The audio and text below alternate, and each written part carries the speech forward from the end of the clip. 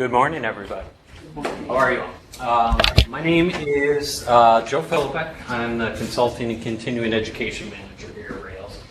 Thank you for being with us today for this workshop on RDA, which I know nothing about. Fortunately for us, Lynn does. And we'll be able to take us through this workshop today. So just a couple kind of tidbits about the workshop today. Obviously, you're seeing different sites out there. So we do have 4 or 5 different locations that are connected with us that we'll be able to ask questions along with you as we go through today's workshop.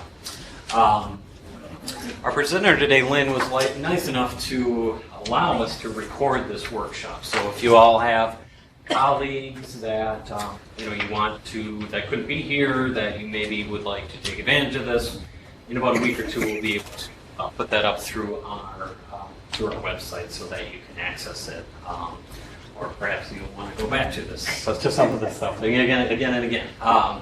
So that will be coming. As far as the schedule for today, we'll have a morning break and then break around noon for lunch. You'll have a good 45 minutes to an hour.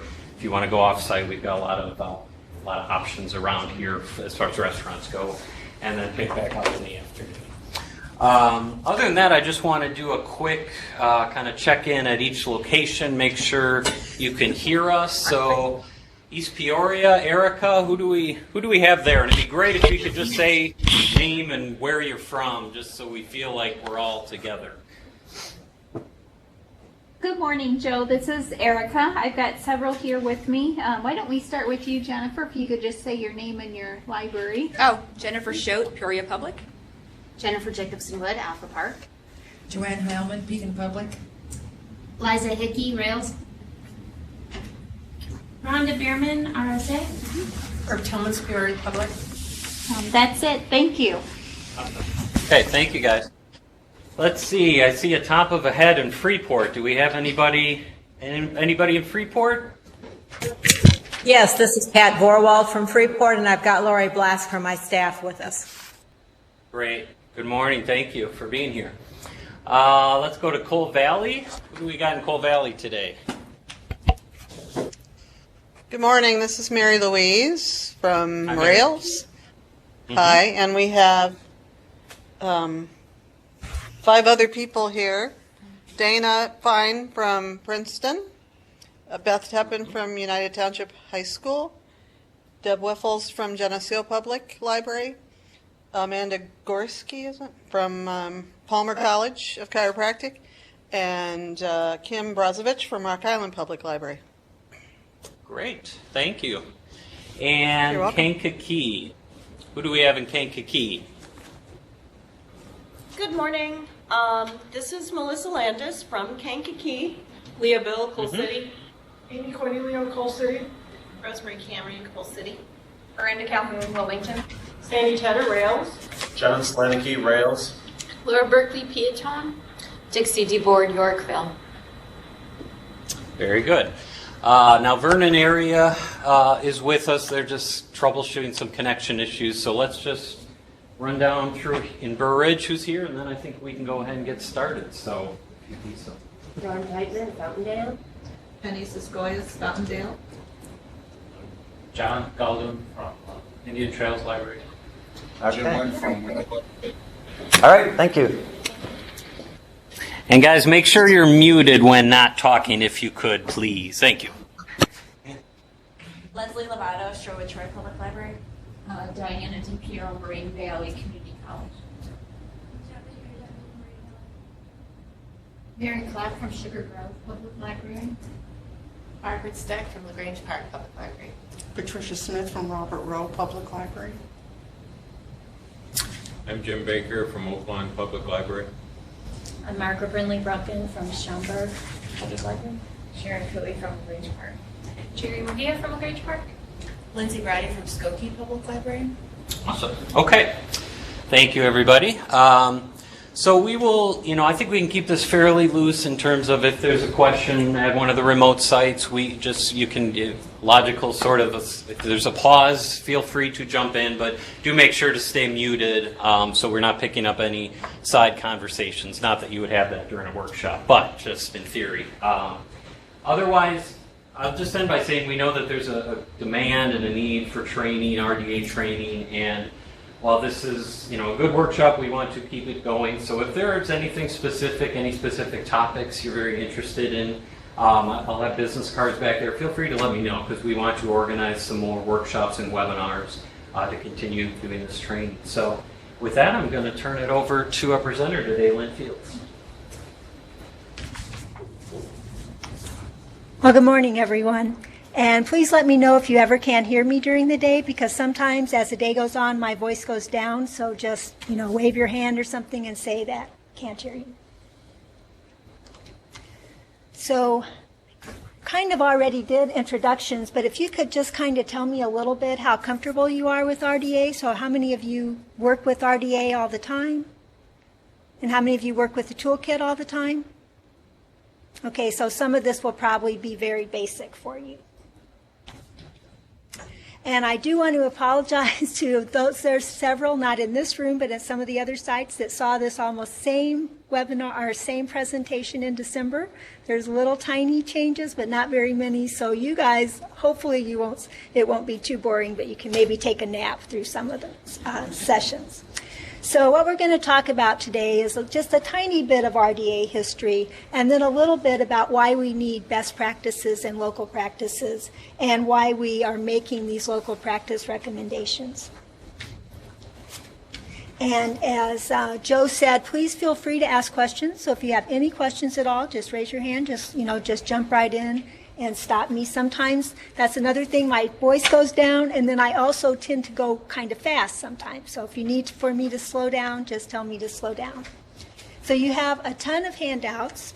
The first handout is going to be based on the presentation is based on this, and throughout the PowerPoint there'll be a little box that tells you what page we're in, and that's this very first best practices document.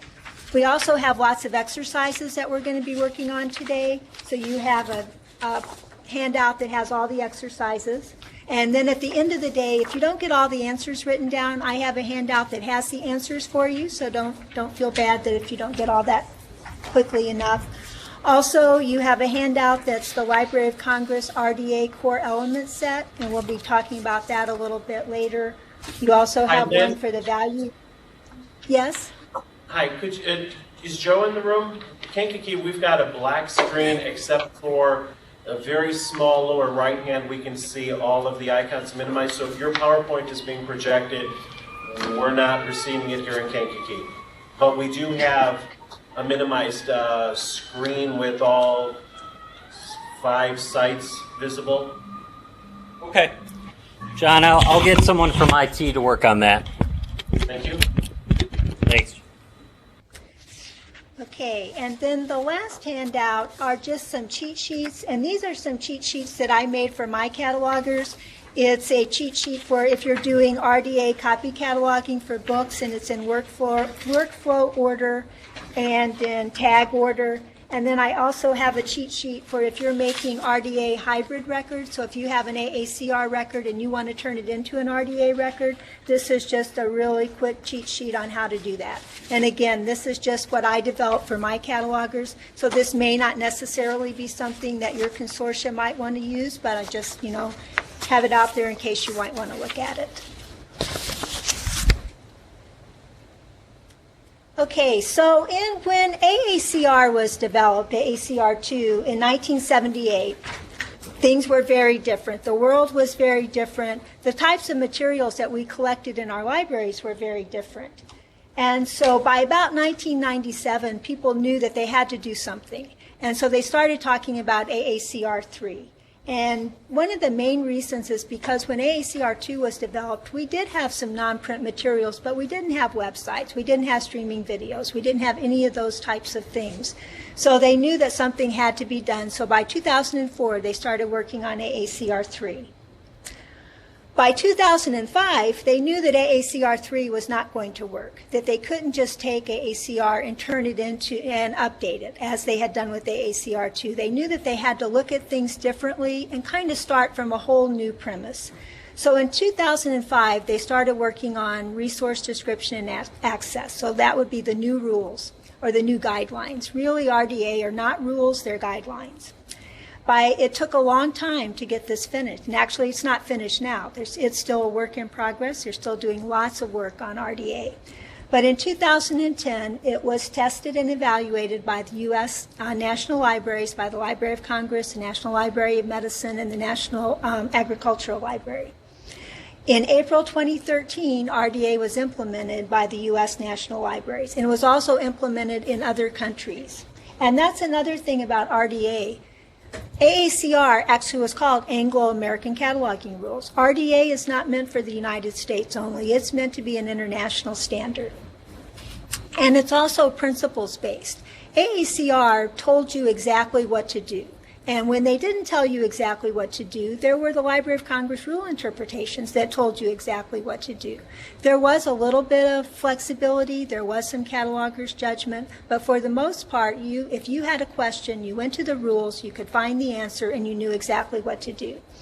RDA is not like that. RDA gives you guidelines, and they want you to make decisions based on principles. And the main reason for that is that when we get new formats, there doesn't have to be a chapter that tells you how to do that format. You're going to look at the principles, and the principles are going to say, do this and do that.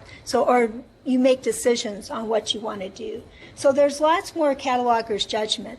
And in a consortial environment, this can actually cause some issues, because if everybody in the consortium is not doing the same thing, then you're going to have some issues with your shared catalog. Also, just with OCLC, it causes problems, because there's so many different things that we can make judgment on, that we can make decisions on, that in the past, when we got a record out of OCLC, we did a little copy cataloging on it, and usually it was good to go. Now with RDA, there's so many options that they might do things one way, but you might be following another option. So that's one of the reasons for this class, is because to kind of look at some of the options out there. This class is not meant to teach you RDA. I'm just looking at some, and if you have questions, feel free to ask if you have some RDA-related questions. But what this class is going to look at is we're going to look at some of those options in RDA and just talk about some different decisions that you could make. So throughout the PowerPoint, I have some RDA screenshots. So there's lots of sections in RDA that gives you alternatives, options, and omissions. And when you're looking at those types of things, so in RDA, you'll have a rule, and then if there is an alternative, it'll tell you what the rule is, and then it says, well, here's something else that you can do. Also, they have optional additions. So under diacritical marks, there's something that you can change. You can do something a little differently than what the actual rule says. Also, there are omissions. So sometimes the rule will say, transcribe exactly what you see. So in the 245 for the statement of responsibility, it says, transcribe the whole statement of responsibility. But there's an omission that says you only have to transcribe the first statement of responsibility. So you have to make a decision on whether or not you're going to always transcribe the whole thing. Maybe you're going to leave things out. Maybe sometimes you'll use your judgment. If you have 5 people in a statement of responsibility, you might include everyone. If you have 15 people, you might not. So you don't have to, when you apply options, you don't have to apply the option every time. You can do it on a case-by-case basis. You can look at that piece that you have in your hand and decide how you want to deal with it. So it is up to the individual cataloger to make a decision, but when you're in a consortia, it's kind of up to the consortia. So I have made in your handout and in this PowerPoint, I've given you some of my recommendations, but this might not be the recommendations that you guys want to do. So as a consortia, you guys might look at things and say, well, I don't agree with that one. We'll do something a little differently. But what I'm doing is I'm just spelling out what we've done at my consortia, and also, not my consortia, at my library. I'm a member of the Carly Consortia, and the Carly Consortia, we came up with these best practices, and most of these best practices are what we're using in Carly. And Carly is the Academic Library Consortia in Illinois. So again, just because something is in that I tell you to do something, don't necessarily, that may not be what your consortia wants you to do. So I said that there's lots of room for interpretation. There's lots of catalogers' judgment, but there is some help with some of our decisions. So we no longer have Library of Congress rule interpretations, but now we have Library of Congress Program for Cooperative Cataloging Policy Statements. And there is a website. If you don't have access to the RDA Toolkit, you can still get to these policy statements, and you can get to them from this website. And then you can go to there's a link that says access the RDA Toolkit. And even if you don't subscribe to the toolkit, you can actually get to this part and you can get to these resources. And to see the Library of Congress or the policy statements, you click on resources and then all of the policy statements are listed. And also, and we'll talk about this in a minute, there's other policy statements in RDA too. It's not just the Library of Congress. So sometimes you'll have to decide whether or not, you may not want to read everybody's policy statements because you might not want to go along with what everyone else says. And when you're in the RDA Toolkit, it will link you back and forth through the toolkit and the policy statements.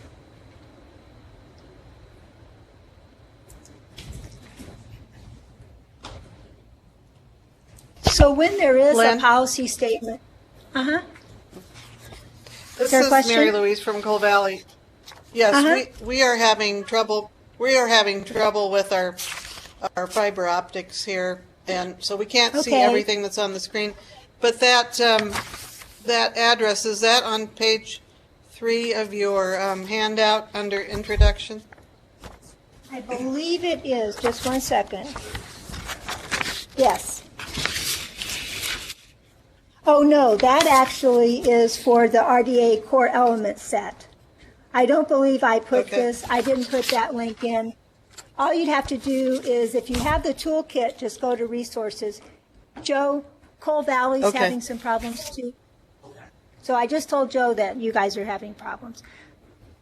But also, well, I don't think there's anything he can do about it. Oh, okay.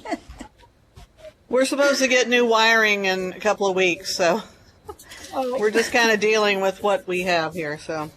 Okay, so when I link to something else, do you guys not get it if I link to something else? We just can't read a lot of what's on your PowerPoint presentation here. We can only see like the top part, and then the bottom part's all darn, jumbled and bad. So, yeah. Well, a lot of it is once I start on the title, most of it is in the handout. So, sorry. Okay. You guys will have a really awful day. You're welcome. So when we're in the toolkit. So when you're at a rule, and if there is a Library of Congress policy statement, there'll be a little green box. And if you click on that little green box, then it will take you to that policy statement. So then when you read the policy statement, if you want to get back to your rule, then you just click on the blue RDA, and then that takes you back into RDA. So it's really easy to navigate back and forth. So there's also the National Library of Australia policy statements are in the RDA toolkit. You may or may not want to follow those. Sometimes I read those just to kind of see what other countries are doing, and their policy statements are orange. So when you see the orange NLAPS, you know that's the National Library of Australia. We also have the German National Library, and their policy statements are in here. They're in German, so unless you read German, you're probably not going to be able to read theirs. And since I made this PowerPoint, I noticed the other day that the British Library, their policy statements are in now, and also the Music Library Association. So all through RDA, when there's anyone that's given you any kind of help on something, then you can just click on it and go see what they've said. So I think that's really nice, the way that's been integrated in. So in RDA has elements that have been designated as core. When something is a core element, then that means it should be in your bibliographic record if that information is in your piece. So if an addition statement is a core element, but if your item doesn't have an addition statement, then of course you don't have to include that in your record. So, and when something is a core element, when you're in RDA, it will actually show you that. So under title, it says it's a core element. Under addition statement, it says it's a core element. Under publication statement, it says it's a core element. So there is a list of these core elements, and you have a handout for this.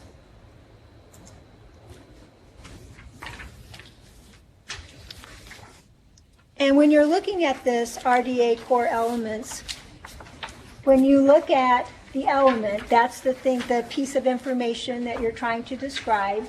It gives you the RDA rule number, so that's where you go look at it and look it up in RDA.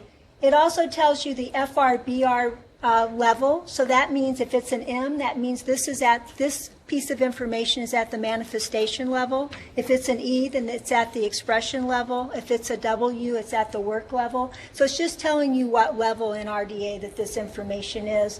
It's telling you whether or not this is a core element. So if it says yes, then definitely it's a core element.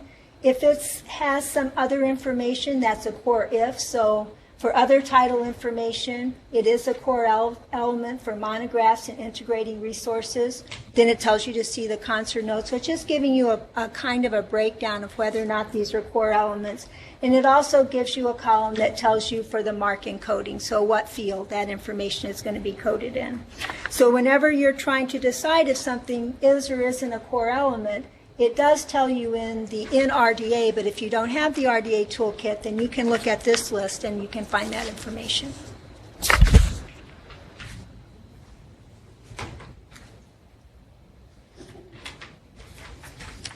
So I'm going to start by looking at the title. And the title in RDA, the 245, says transcribe a title as it appears on the source of information. And for capitalization, it says apply the instructions on capitalization in Appendix A. And there's some general guidelines for titles. Normally, when we're transcribing, that means you take exactly what you see. And there's an alternative that says that the agency creating the data may establish in-house guidelines for capitalization, punctuation, numerals, symbols. You can use a style manual. You can use the Chicago Manual of Style. But basically what RDA is telling us to do is we're encouraged to follow AACR2 capitalization. So that's not exactly transcription, because transcription would be to do it exactly as it is on your item. And the Chicago Manual of Style would be to capitalize all of the words in the title. So one thing, my recommendation is to follow AACR2 capitalization, but that's just because that's what we're familiar with. You might decide that you want to use the Chicago Manual of Style. One thing I'm recommending is not to use all capital letters, though, even if your piece has all capital letters, because often that means order records or something else, so that would be, and it would look really weird to our patrons, I think, so probably we don't want to use all caps. So here's an example. So if we were cataloging this in RDA and if we were transcribing, we would do this all in caps. We probably don't want to do that. We probably want to do this just as we used to in AACR2. We also have this title. So part of it they have all in caps. Sorry about some of my boxes kind of messed up in my PowerPoint when I went from one version of PowerPoint to another. So you're going to see a couple weird things on the screen.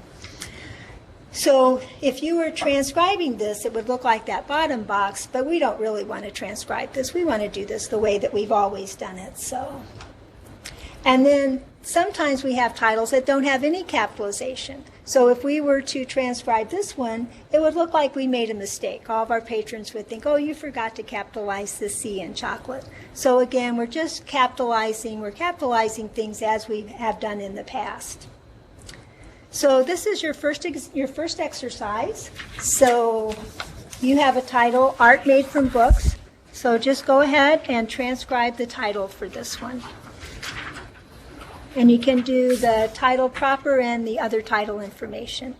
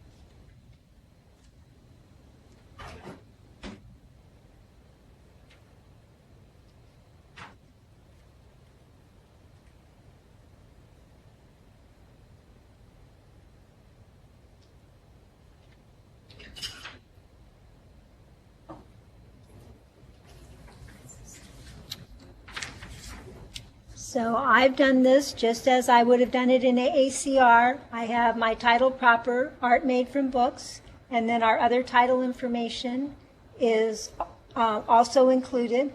And notice that we're still using ISBD punctuation. So RDA doesn't prescribe a type of punctuation, but we're still using our old punctuation. So we would use a colon in front of our subfield B, so in front of our other title information.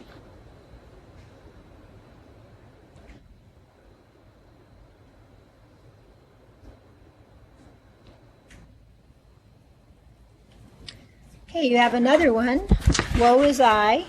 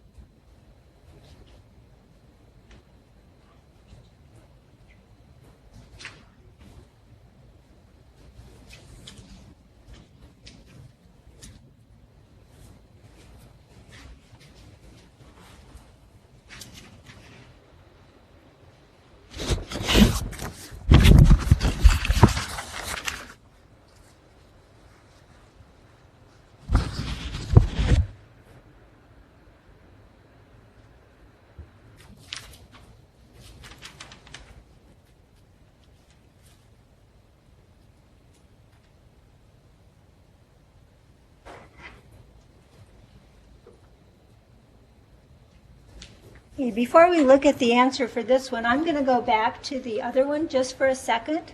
So the thing about RDA we don't really have main entries anymore, but we have preferred access points. So we still have something like, and since we're still living in MARC, we still think about in terms of main entry.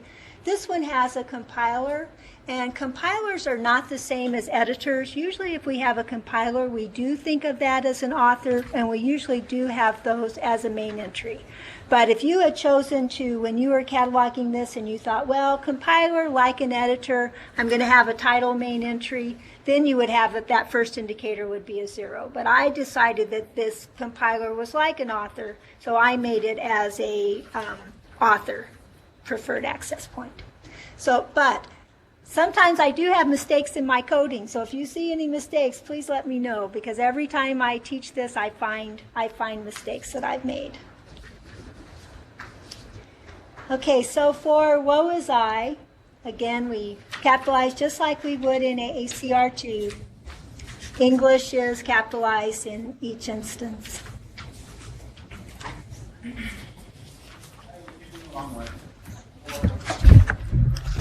So does anybody have any questions so far?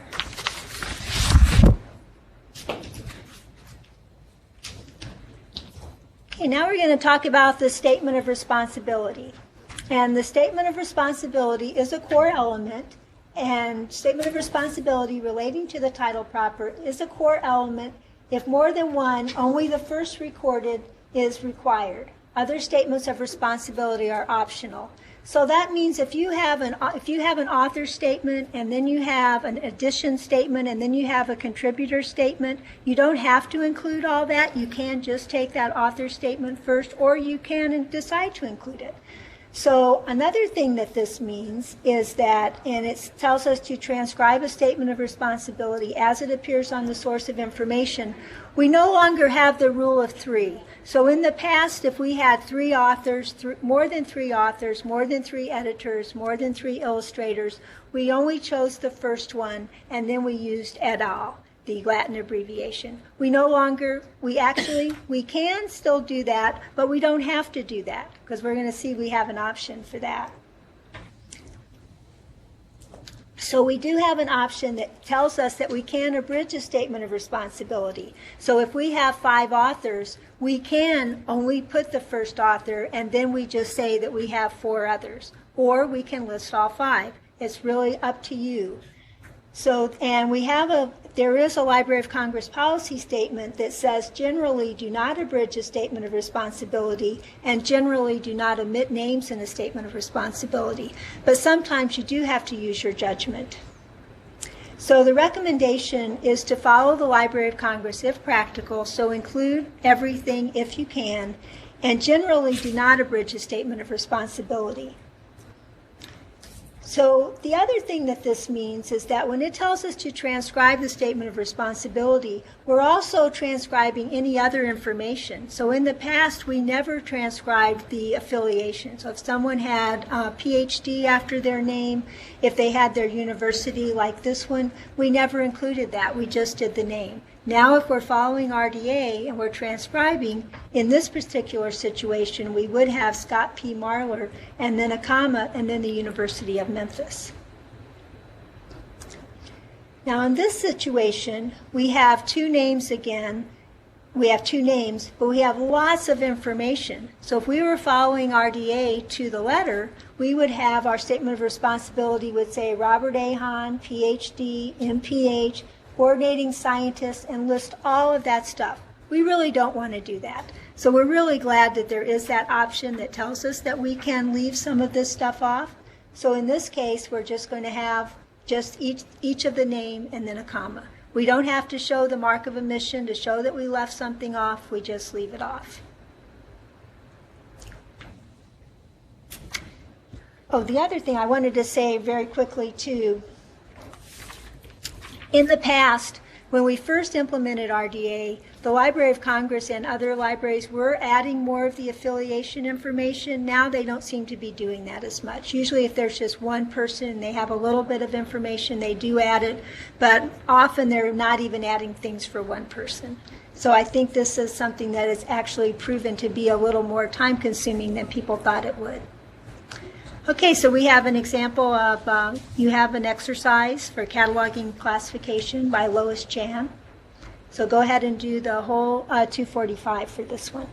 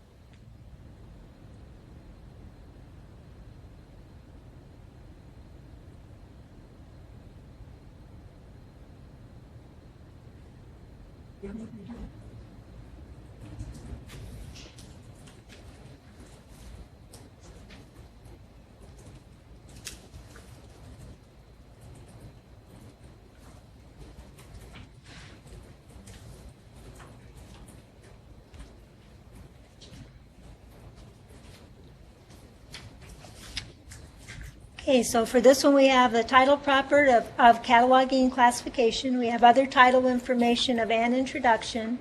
And then we have our statement of responsibility, Lois May Chan.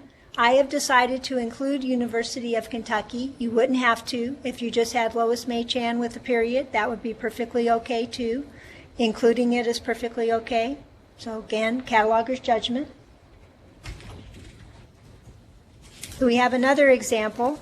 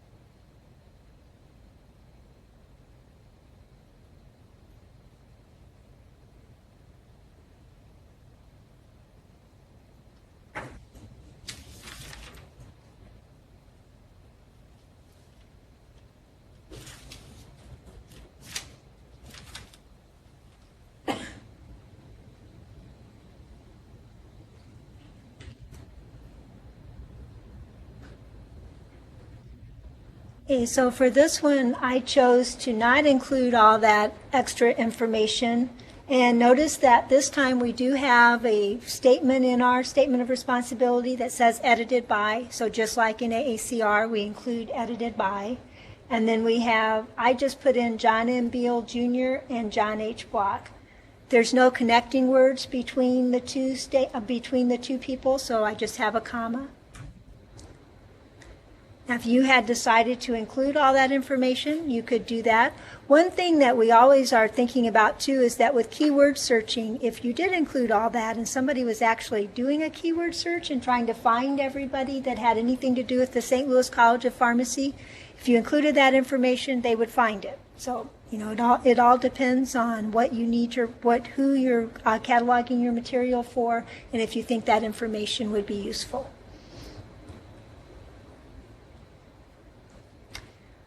So again, a recommendation is generally do not omit names in a statement of responsibility. So in this case, we have the Oxford American Dictionary, and we have 4 people. In the old days, we would have just listed Eugene Ehrlich and then had et al. And not listed everyone. Now, because we have more freedom to include more things, we've listed everyone. And again, remember that with AACR2 was designed with cards in mind, so that's one of the reasons that we used to limit things, because the card was only so big and you could only get so much information. We no longer have those stipulations anymore. We no longer have those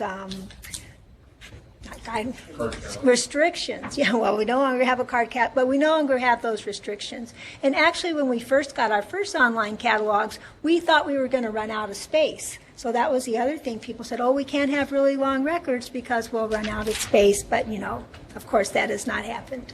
So it is important. I think it's important to include as much information as possible. Now, but you might sometimes say that you don't need everything. So in this case, we have 6 people listed in our statement of responsibility, and in RDA we do it a little differently than in AACR. In AACR we would have listed the first name, and then we would have had the mark of omission, and then in square brackets ET period AL period for et al.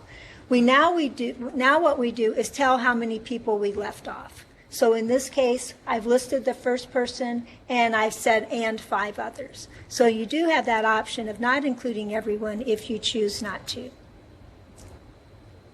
But again, you guys will have to, your consortia will have to make some decisions on how you want, if you want to limit some statements of responsibility, if you want to say maybe always include if there's 7 people or less, or just something like that. A graphic novel, and when they talk about in AACR, it wasn't more than 3 people. It was more than 3 people doing a particular kind of thing. So even in AACR2, with a statement like this, we would have listed all these people because they were all doing different things. So, and in graphic novels, it is really important to list all the people that are on your title page, because people who read graphic novels are looking for the pencilers, they're looking for the colorists, so it's good to have that information. So in this case, we're including everyone. But in this case, there's lots of people. So we did have just 1 writer, but we had 4 pencilers, we had 4 inkers. So if you decided that you wanted to include everything in part of the statement and not include everyone in another part of the statement, that's okay too.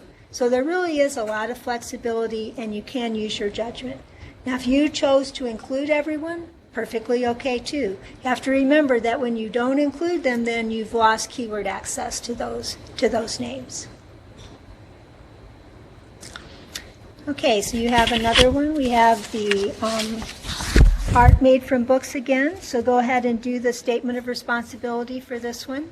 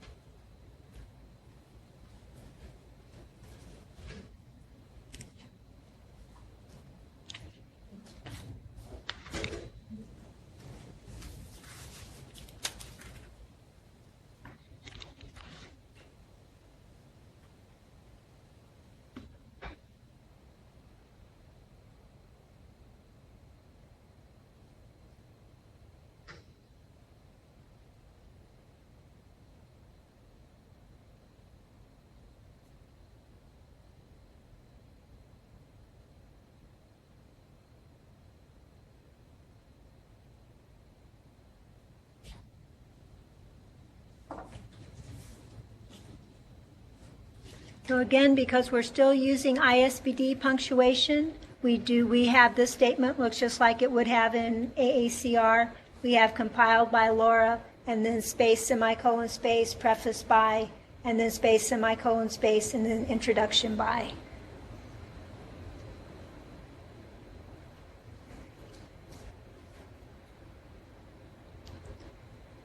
Okay, so you have another example,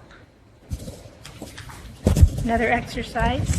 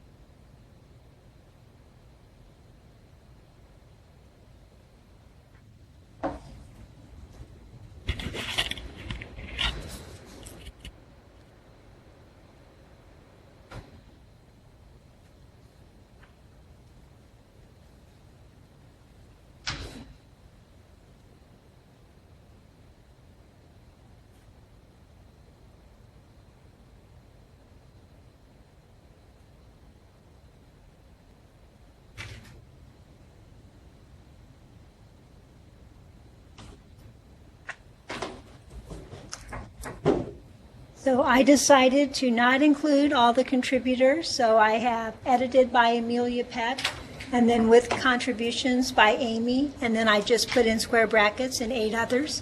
If we were in an art library, you would probably definitely want to include all the contributors, so again, it's your judgment. Another thing with the statement of responsibility, if you just wanted to pick out one of these, so let's say that Elena Phipps was on your board or something and you wanted to do her, you could actually pull her out. So we could have said with contributions by Amy Bogansky, and then a comma, and then Elena Phipps, and 7 others. So you can do that.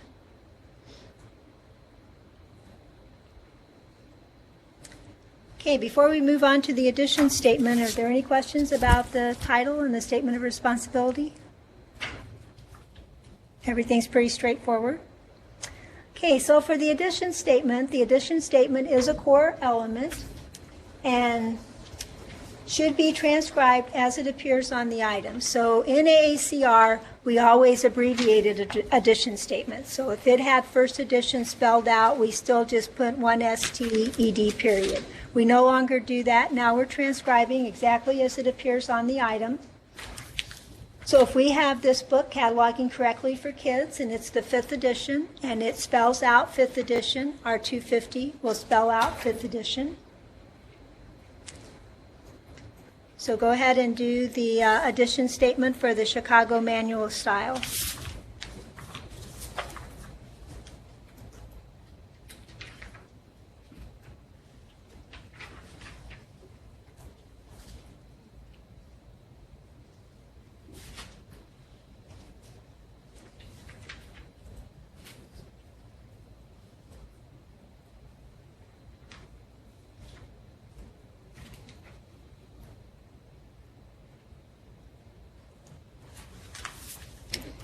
Okay, because they use the numbers, we're going to use the numbers, but we're going to spell out addition.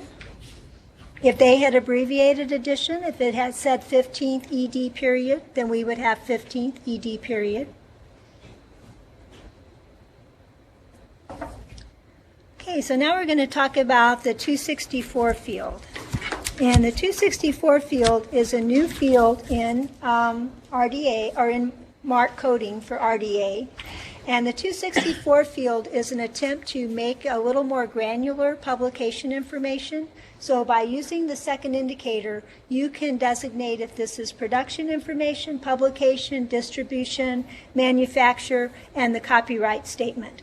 One thing to remember, though, when they say for second indicator 0 for production, that doesn't mean like a DVD is produced by someone. That means production as if you have a manuscript.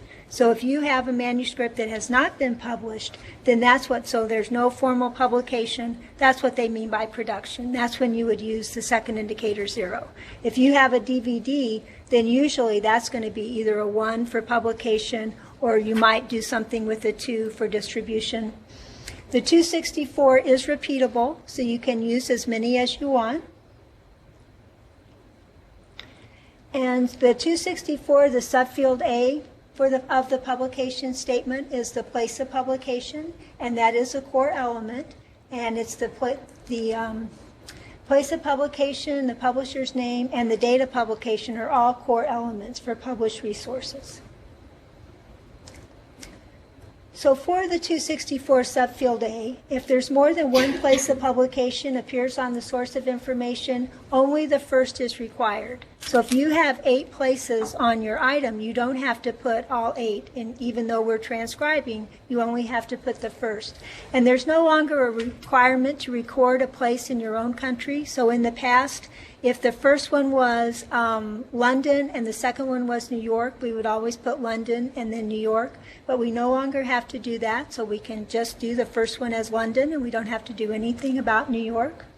So, and we transcribe places as they appear on the resource. If they use abbreviations, we use abbreviations. If it's spelled out, we spell it out. And I'm recommending to just record the first place only. That doesn't mean that that's what you should do. You guys might make a decision in your consortia that you want to do all the places, or maybe you want to do the first 2. But my recommendation is just to include the first. And that's what, in my examples, that's what I'm going to show. But you guys might make a different decision on that. And if your place lacks the higher jurisdiction, so if it just says Chicago, I think you should add Illinois. And even though there used to be this thing where if it was like Chicago or New York, people never added the higher place if it wasn't on there because people assumed that everyone knew where Chicago was in New York. But since, we're really doing this for an international audience now, people in New Zealand might not know that Chicago is in Illinois. So I think that even if the higher place is not present on the resource, and you know it or you can figure it out, you should put it in square brackets. So our first example shows 2 places of publication. We have Cambridge, Massachusetts, and we have London, England. So in my 264, I just have included Cambridge, Massachusetts. If you decided to do the other place, you could have all the subfields repeat. So you could have another subfield A, and you could do London, England if you thought that was important. Okay, my next example just has Chicago and London as the place of publication. And so I've included only the first one, but I decided to add Illinois in square brackets. And whenever you're adding something in square brackets, you're not going to abbreviate it because when you get it from another source, you're always going to spell it out or do the complete name. Okay, so we have the cataloging classification exercise again. So go ahead and do the place of publication for this one.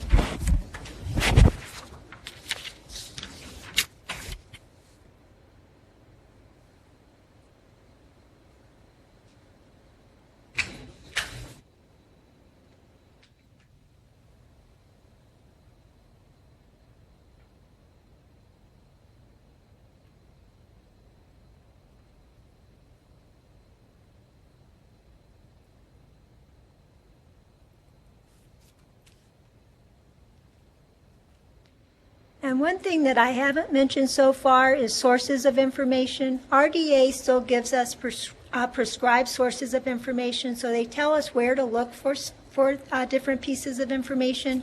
And it's just like in AACR, you look for titles in certain places, you look for place of publication in certain places, and the title page is always the preferred source. So we're looking at title pages, but the whole publication is also a source of information for the publication information. So if it's not on the title page, you look on the title page verso.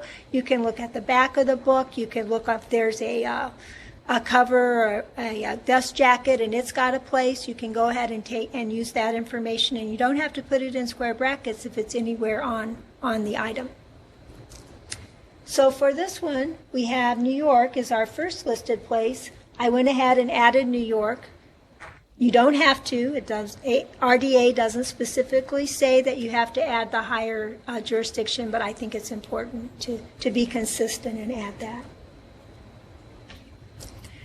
Okay, one thing that what they've tried to get away from in RDA is no longer using Latin abbreviations. So in the past, if we didn't know where a place was published, then we put S period L period for sine loco, which means no place. Instead, we still sometimes don't know where something is published, so we still have to say that we don't know it, but now instead of using S period L period, now we use place of publication not identified, and we put that in square brackets. But the Library of Congress has recommended that you use that sparingly, that most of the time, if you can figure out a place, so you can look on the internet, you can look in publishers' catalogs, if you can figure out where you think it was published, then you should put that in square brackets. If you're really guessing, you can always put a question mark, and that would tell somebody that you really didn't know. But they do recommend that you should put something in there. And again, a lot of this has to do with keyword searching, because if it's in there, then you could do a keyword search on it. So this is something that was published by my university, and no place on it did they say that it was published by them or where it was published, but I know that the university is in Edwardsville, so I've put Edwardsville, Illinois in square brackets for this one. Okay, so your example is I've given you the title page and the title page verso, and I've also given you just a little blurb that I found on the internet about the publisher.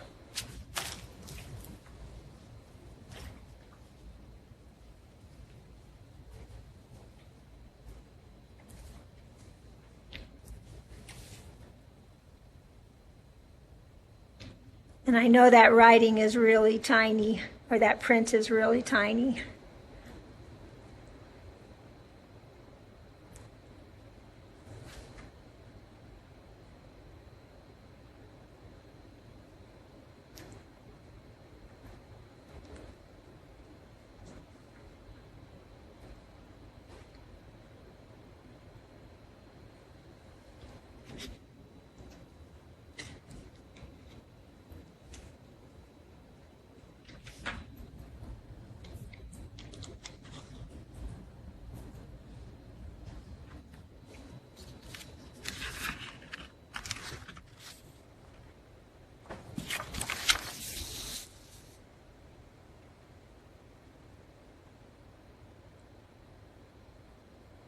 Because the place of publication was not actually on the item, I looked someplace else, I found it on the internet. The statement that I found on the internet did abbreviate California, but because that I'm taking the California from another source, I'm not going to abbreviate it. So I'm not going to use it the way I found it on the internet. I'm going to spell it out. So I have Redondo Beach, California, put it in square brackets. You could always put a question mark, but I think it's when you find something like this, so it says they're a boutique publisher based in Redondo Beach, I think we can be pretty certain that that's probably where it was published. So are there any questions about the place of publication? So I think this is a good time for a break, so let's take a break and let's come back at 10 after 11. Anybody needs washroom, it's left and left.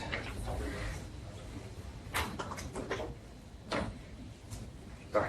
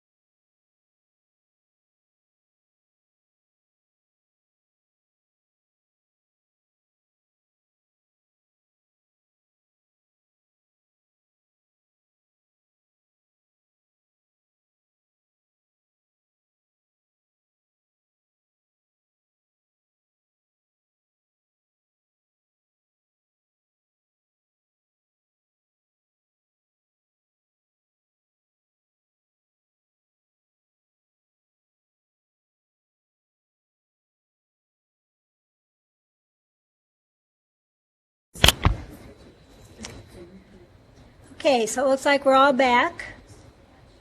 So now we're going to talk about the publisher's name.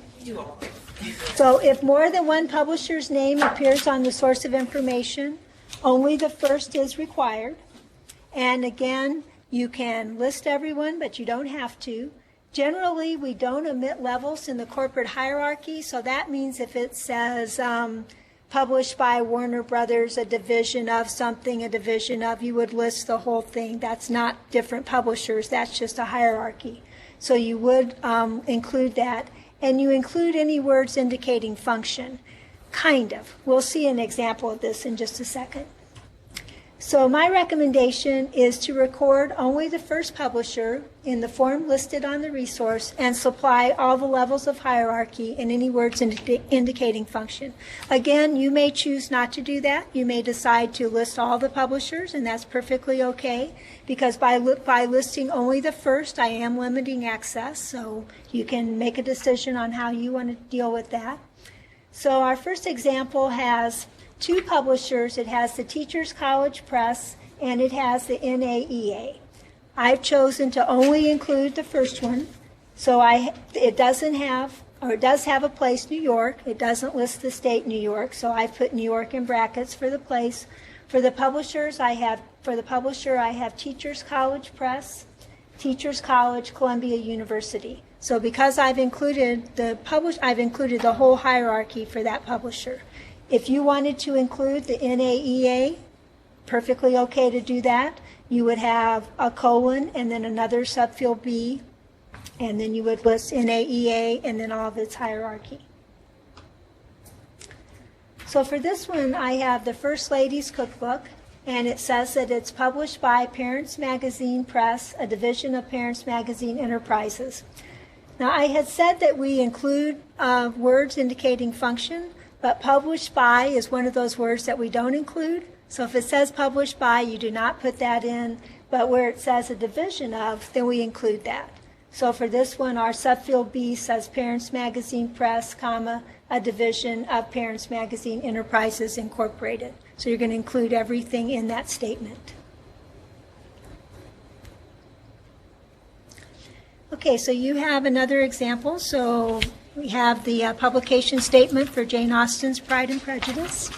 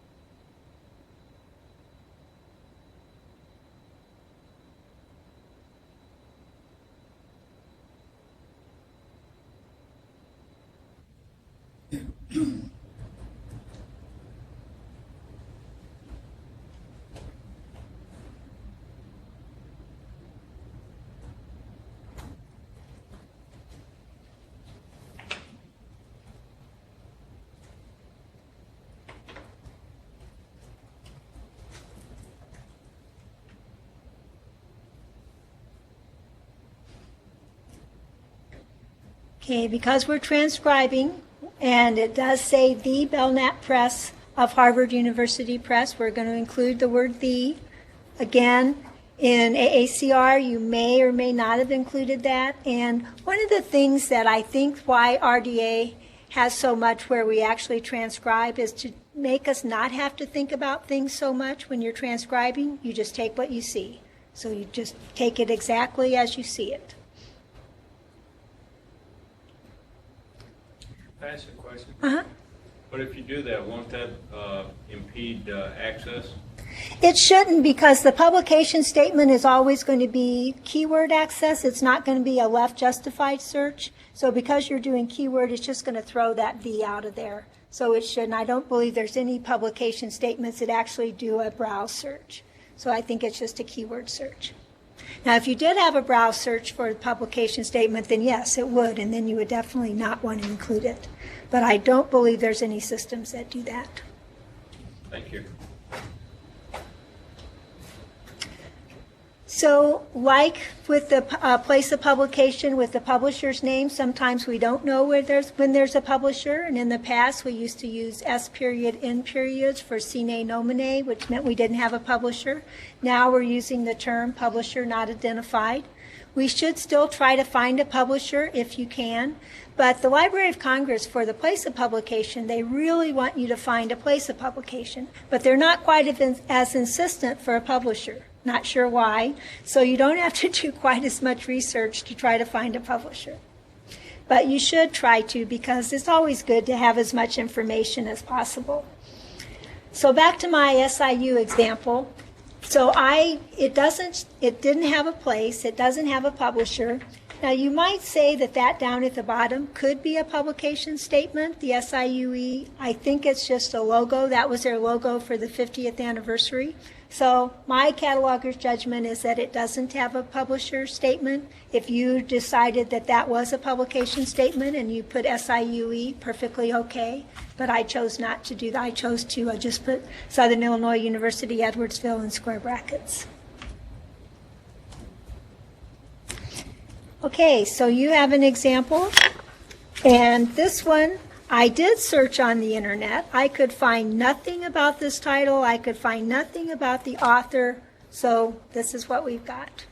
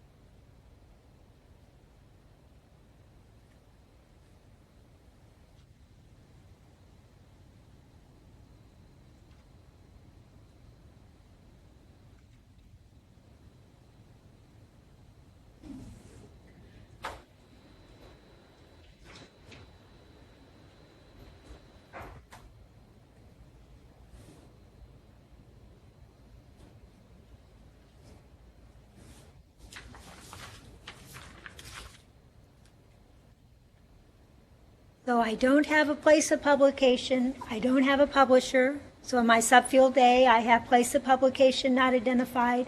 In my subfield B, I have publisher not identified. And notice that I've put these in their own sets of square brackets. In AACR, we would have put that in one big square bracket. But because in RDA, we're thinking about pieces of information, so we're thinking about elements. And this isn't one big 264. These are three different pieces of information in that 264. We have our place of publication, which is one separate element. We have our publisher, which is another separate element. So because these are all separate elements, they need to be in their own square brackets. If we didn't have, when we get to a date, if we didn't have a date for this one, we would also put that in square brackets. But in this case, we do have a date.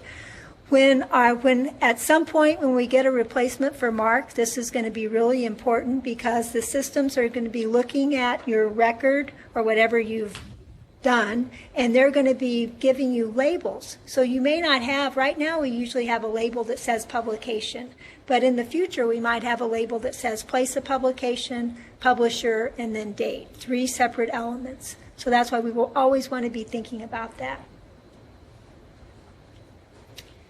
Okay, so next. That example, could you infer that it was self-published?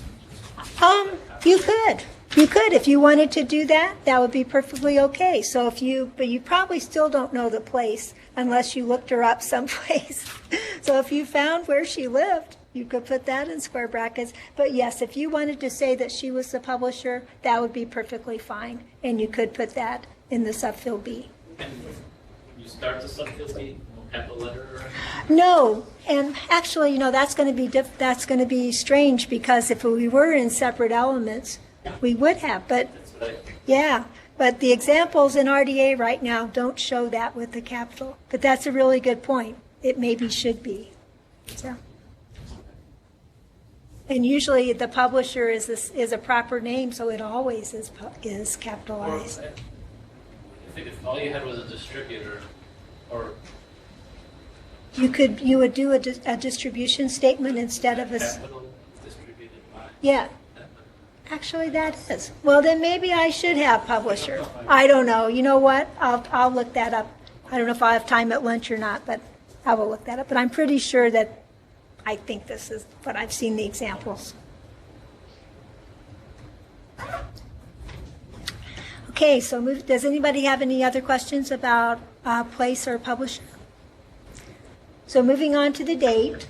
So for single part resources, record the publication date as it appears on the resource. And here's just a really clear-cut example. So on our title page, we have 1980. We're going to assume that 1980 is the publication date. So we have a subfield C, 1980.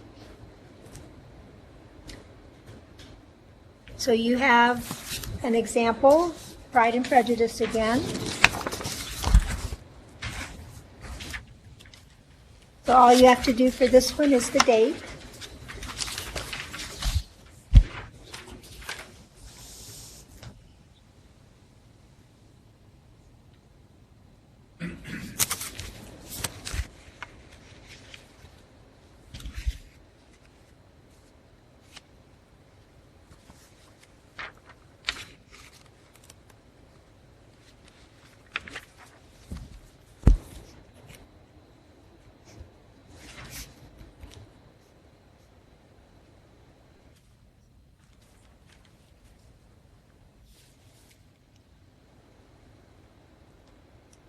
Okay, so we have a 2010, pretty straightforward. If the resource lacks a publication date but has a copyright date, the copyright date, if reasonable, can be used to imply a publication date. And our recommendation is that for resources that lack publication dates but include copyright dates, use the copyright date as an implied publication date. So for this resource, we have nothing on the title. We don't have a date on the title page. On the title page verso, we have copyright 1997. So because we're thinking about elements and we're thinking about that first 264 as publication information, the second 264 is copyright, we can't put it in the same field. In AACR, when we had a copyright date, we used that as a publication date, but we're no longer doing that in RDA. So when we have a copyright date, it needs to be in its own separate 264. And in our subfield C, we're just assuming that that's when it was published. So we have a 1997 in square brackets. We have copyright 1997 in our second 264. Okay, so you have an example.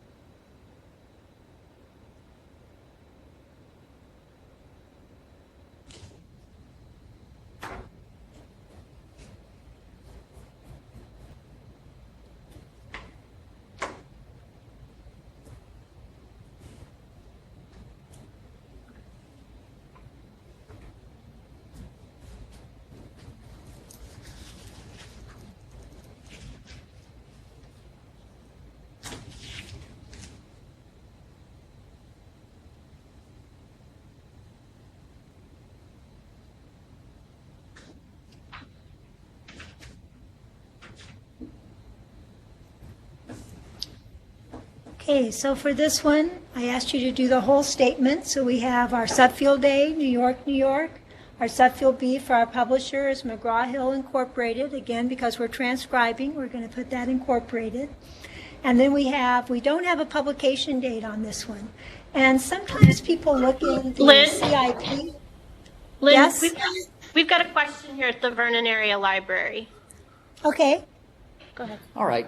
I notice on the 264A, when you're supplying the state New York, on your PowerPoint, you've got New York, comma, and then New York in square brackets. On the handout, in these instances, you're not using a comma. And if I remember right, in AACR, we did not use a comma in this instance. You know, I don't remember. I think it probably should have a comma, so I think my handout is probably wrong. But let me check, and let me check over at lunch, and I'll get back to you on that one. All right, thank you. My recollection is that you don't use a comma when you supply that. When you do square brackets? Yeah. Okay. That's my recollection. Okay, in RDA? Okay, Well, not just in RDA, but that's a carryover from AACR2. okay. Thanks. Yeah, I guess I was being schizophrenic about this one, and I thought I would cover my bases and do it both ways. Okay, so back to our date. So sometimes people look at the CIP and try to get publication dates out of the CIP. And if you look down in the bottom of the CIP, there is a date that looks like a publication date, but actually that date goes with the call number, so that's really not a publication date. Something that's getting ready to happen, though, is the Library of Congress is revising their CIP, so they're working on a new CIP. They're going to be I think they're going to try to do that towards the end of the year, and they are going to be including publication statements in their CIP from now on. So when you're looking at the CIP, you will see a publication statement that will have a date, but again, that's not a real publication date. So even if it's in the CIP, if it's in the area for publication, says it's a date, that would still be an implied publication date. That would not be a real publication date, because remember, CIP is before the thing is actually published. Did you have a question? Yeah, I have a question regarding no publication date and just a copyright date. What we've been doing at Moraine is in the fixed field, we've been listing it as a S for a single date, and then just one date in the date one, and then bracketing the date in 264.1 subfield C, and then adding the 264.4. Is that incorrect? Should we be doing T? You should. We should. Because if you're listing a copyright date, that's what the T means, publication and copyright date. So since you're doing that, kind of them back and forth. you know, and the Library of Congress, when they first implemented RDA, they were not doing this. What they were doing at the very beginning was just showing, they were using that copyright date as an implied publication date, but they weren't putting it in a separate 264. So when they were doing that, then yes, it would just be a single date. Oh, I see. So if we just use it in bracketed, in Right, 264, right. Right, you could. But if you're listing both, it should be a T. What you're going to find with LC is when it's encoding level 8, then they typically do not put in the double 264s. But if they have a full cataloging, they'll have both these dates. And they have actually changed their policy too. I mean, at the very beginning, they were really not doing that. So. I think this speaks to what you're talking about, granularity, is when they get rid of the MARC, right. They have to have everything separate. Right. Because AACR2, if they were the same, they didn't have a T, but now they do for that granularity issue. And some of the OPACs now, in our OPAC, we've actually done a little bit, Carly has done a little bit for RDA, so we now have separated out those publication and copyright dates. So up in the publication information, if there's a date, it shows it there. And then we have a separate line that says copyright date, and then the copyright date shows there too. So.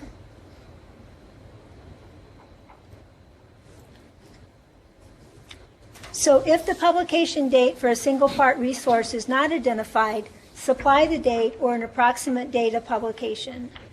So sometimes you really don't know, but it is recommended to try to figure out some kind of a date. And it's not as important in the 264 because most of our systems don't use the 264 date for limiting, but up in the fixed field they do. So if you're going to be able to limit your searches by a date, you have to have something there. So for this case, back to my SIU example, I knew that we had our 50th anniversary in 2007, so I'm not sure this was actually published in 2007. It might have been 2008, so I put 2007 in square brackets and put a question mark. So sometimes you have where you might have a range of dates, and that's okay too. And I think I show that in the example.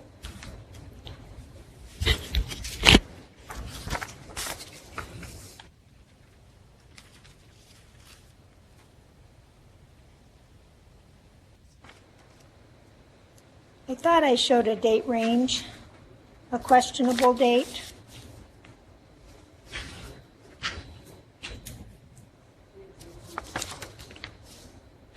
Okay, I did. And I even have a big arrow pointing to it, and I still didn't see it. So yes, on page 6, it's up at the kind of the second example under examples. And if you don't have no publication date, we have a copyright date of 1995.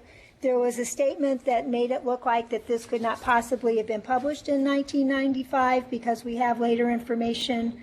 So I have a questionable date in a subfield C between 2009 and 2011. Perfectly okay to do that if you can do a date range. And then when you're coding that up in the fixed field, you would do a Q for a questionable and then have the range, the first date and the second and the last date. Okay, so we have another example for you to come up with the publications, all the publication information for this one.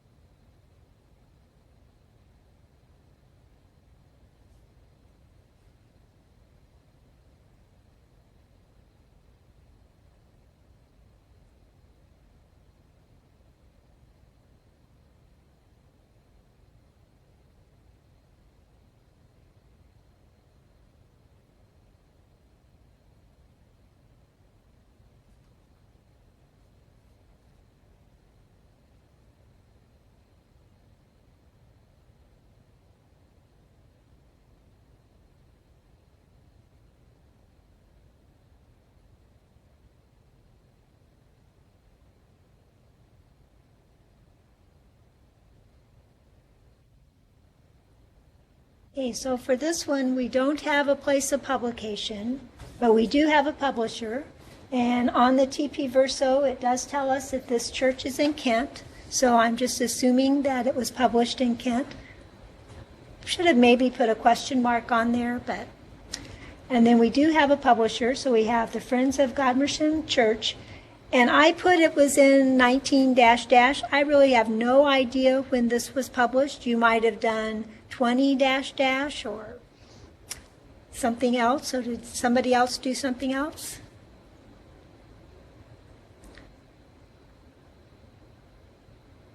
I was thinking something like the publication not identified. You know, we really should never do that. You should really try to come up with something. And before we got to the 21st century, it was always easy, right? Because you have to have something up there. And actually, The Library of Congress made a change with that when we were still in AACR. They asked, because in the old days we used to be able to use N period, D period for no date. And I think it was maybe in, I don't know, it was somewhere in the 20s, maybe around 2000 or something. They said you really do need to put something up in the fixed field. So they asked people not to do no date anymore and to come up and try to do a century.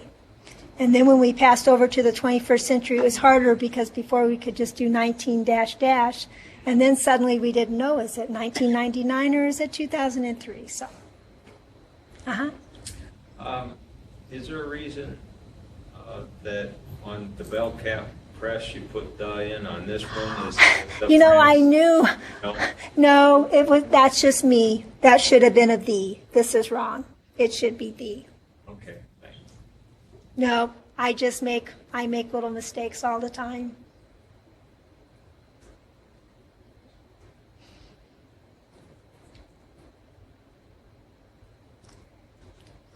Okay, sometimes we have fictitious or incorrect dates. So if the date that appears on the resource is known to be fictitious or incorrect, and when I say fictitious, every once in a while works of fiction will have some dates that just, they just make them up, or they're saying this was published way in the future or something like that. So if you have a date that you know is fictitious or you know is just wrong, you record the incorrect date in the 264 and you make a note giving the actual date and you code the correct date in the 008.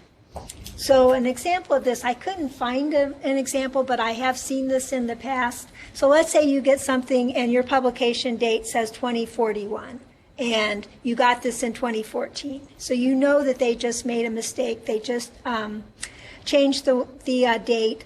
So in this case, we have to put the 2041 in the subfield C because it's actually, if it's printed on your item as a publication date, so you put it in the subfield C.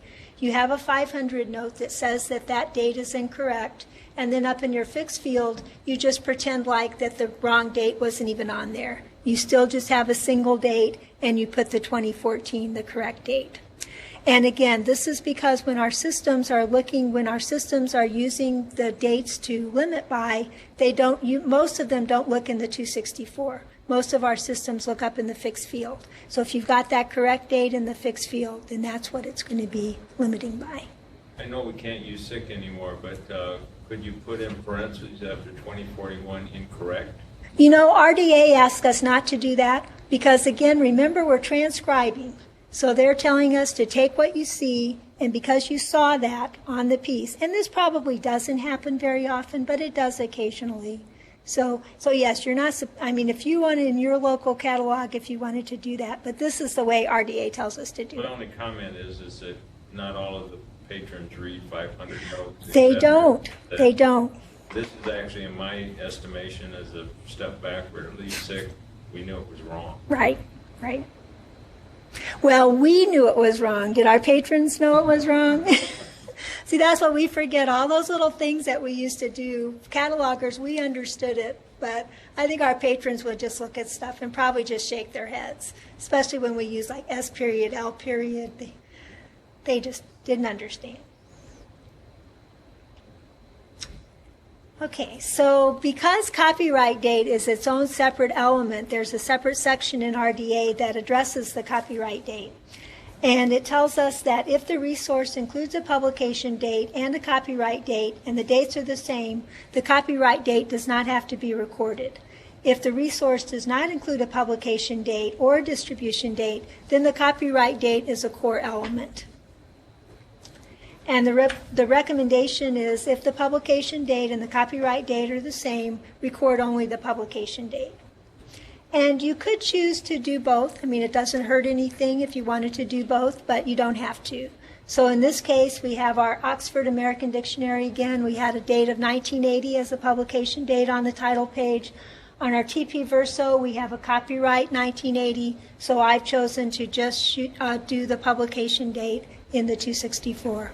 I could have had a second 264 with that copyright date, but I chose not to do that. Okay, so you have another example.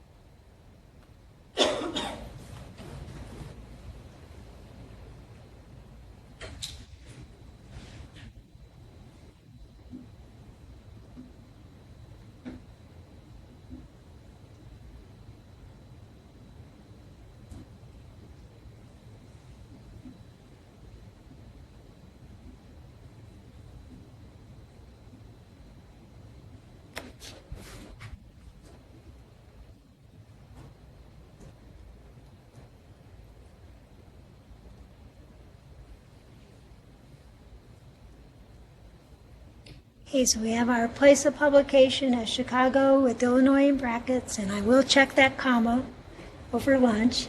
And we do have a publisher of American Library Association, and we have a publication date on the title page.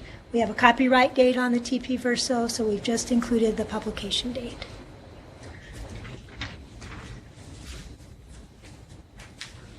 So if the resource includes a publication date and a copyright date, and the dates are different, RDA does not require that the copyright date be recorded.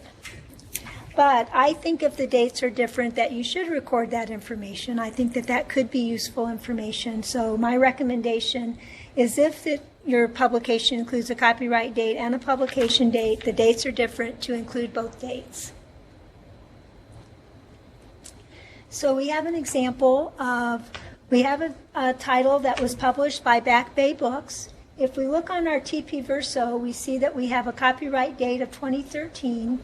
And if we look down a little bit, about halfway down, we see that it says it was originally published in hardcover by Little Brown and Company, April 2013, and that the first Back Bay paperback edition was published in June 2014.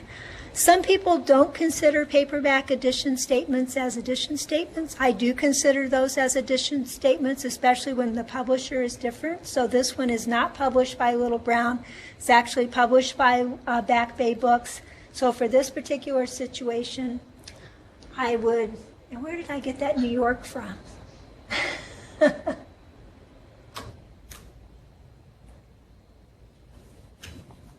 Oh, there it is. Good. And I actually wanted to mention that. So on the title page, it only says New York, but on the TP Verso, it says New York, New York. So because it has, you can take your publication statement from the whole resource. We can get that, we can take that part of it from the TP Verso. So because, and on the title page, it has Back Bay Books, and it also has Little Brown and Company. I know Back Bay Books is an imprint of Little Brown and Company, but still, because it's an imprint, we are considering them the publisher. So I'm including the whole hierarchy because the whole thing is on my title page. So we have Back Bay Books, and then Little Brown and Company, and then the copyright date of 2014 that I've got from the publication, the paperback edition statement, and then the copyright date of 2013. And then in our fixed fields, we're going to do this as a T date because we have a publication date and a copyright date.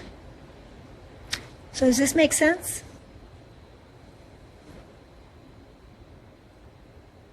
Okay, it's your turn.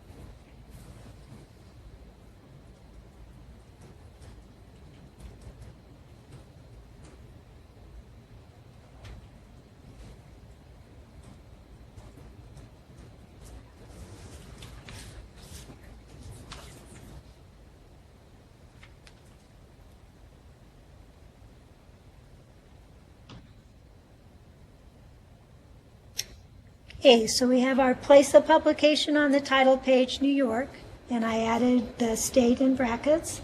We have our publication, our publisher is Anchor Books, a division of Random House Incorporated. And then we have our publication date of 2012, which is on our TP Verso with that Anchor Books edition statement. And then we have a copyright date of 2011. And so what would we have up in the fixed field? What would our type of date be?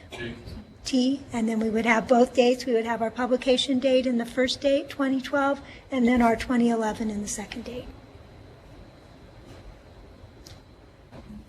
So any questions about this?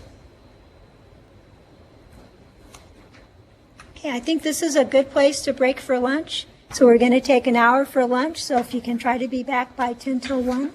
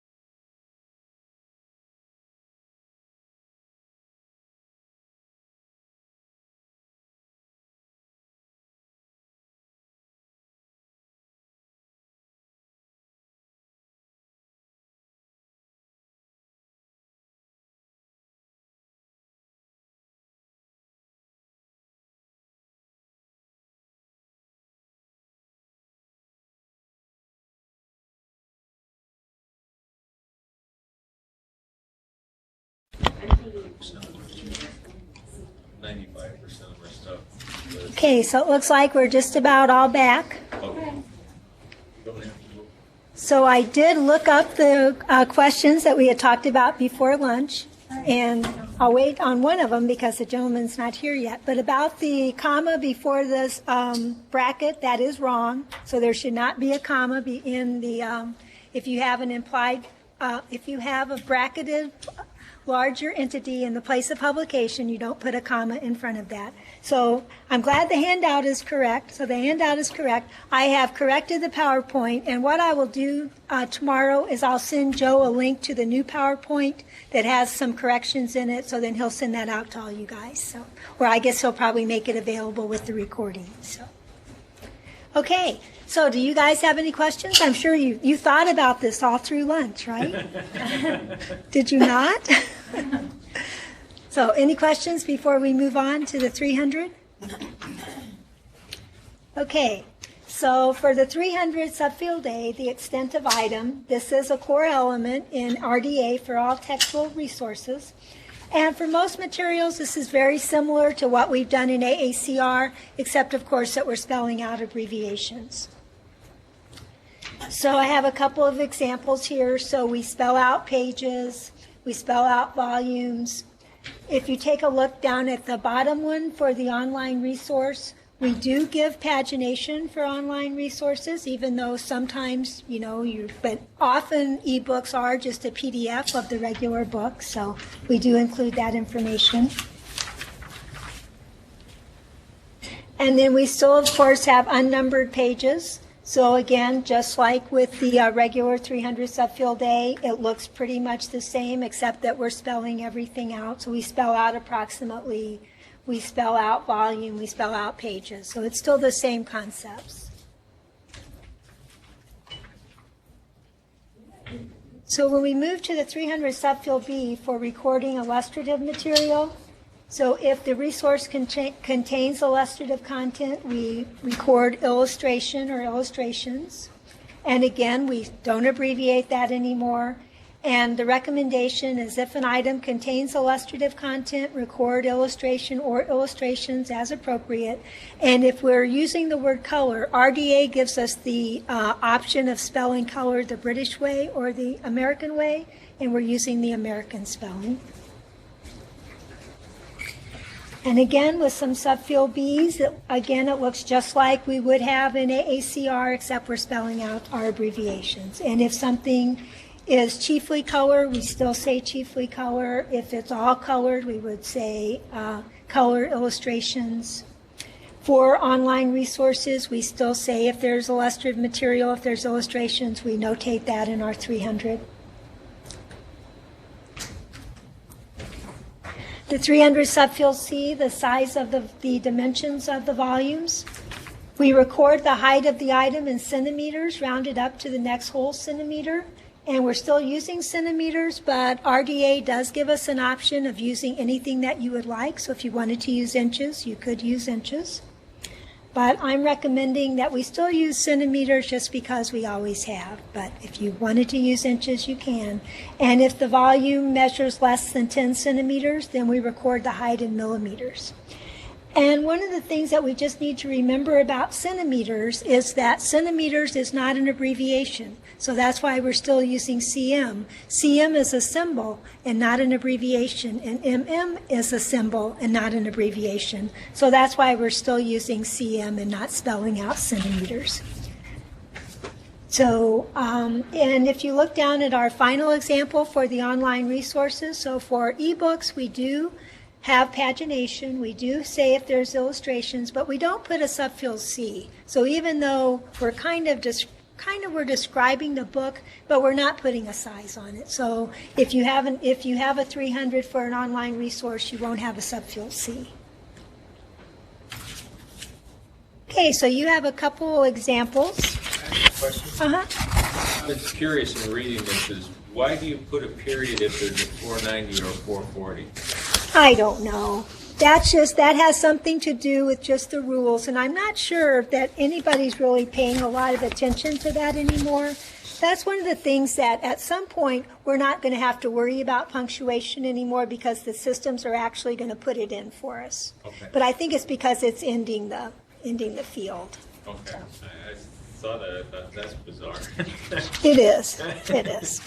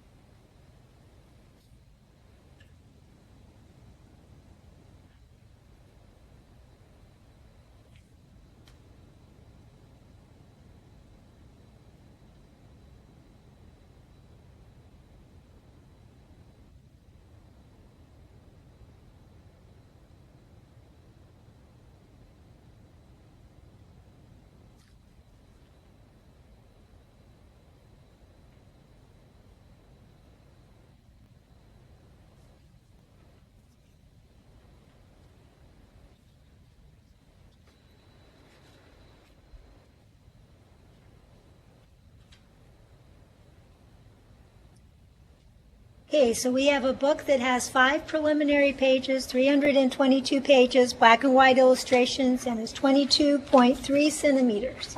So just as in AACR, in our subfield A, we have our V for the preliminary pages, 322 pages, illustrations, and we always go up to the higher centimeter, so we have 23 centimeters.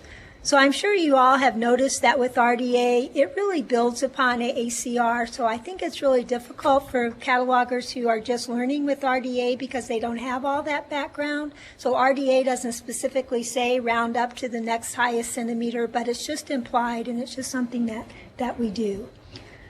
So the second example, we have an ebook with 9 preliminary pages, 189 pages, color illustrations, and the print book is 32 centimeters.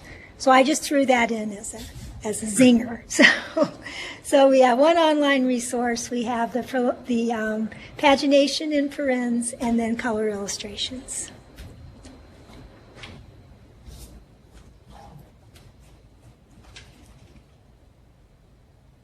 So any questions about this?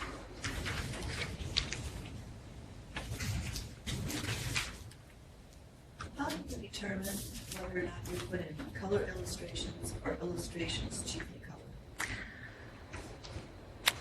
Well, and this may not be correct, but the way I've always done that is illustrations chiefly. No, that's chiefly illustrations. I don't know. Sometimes if something was, if it was a picture book and it was mostly illustrations, then we would say chiefly illustrations, but chiefly color, I think not everything is, well, sorry, I do know the answer to that. If it's all color illustrations, then you would say color illustrations. If there were some black and white illustrations or some sepia illustrations, but mostly it was color, then you would say chiefly color. So that would imply that not everything is color.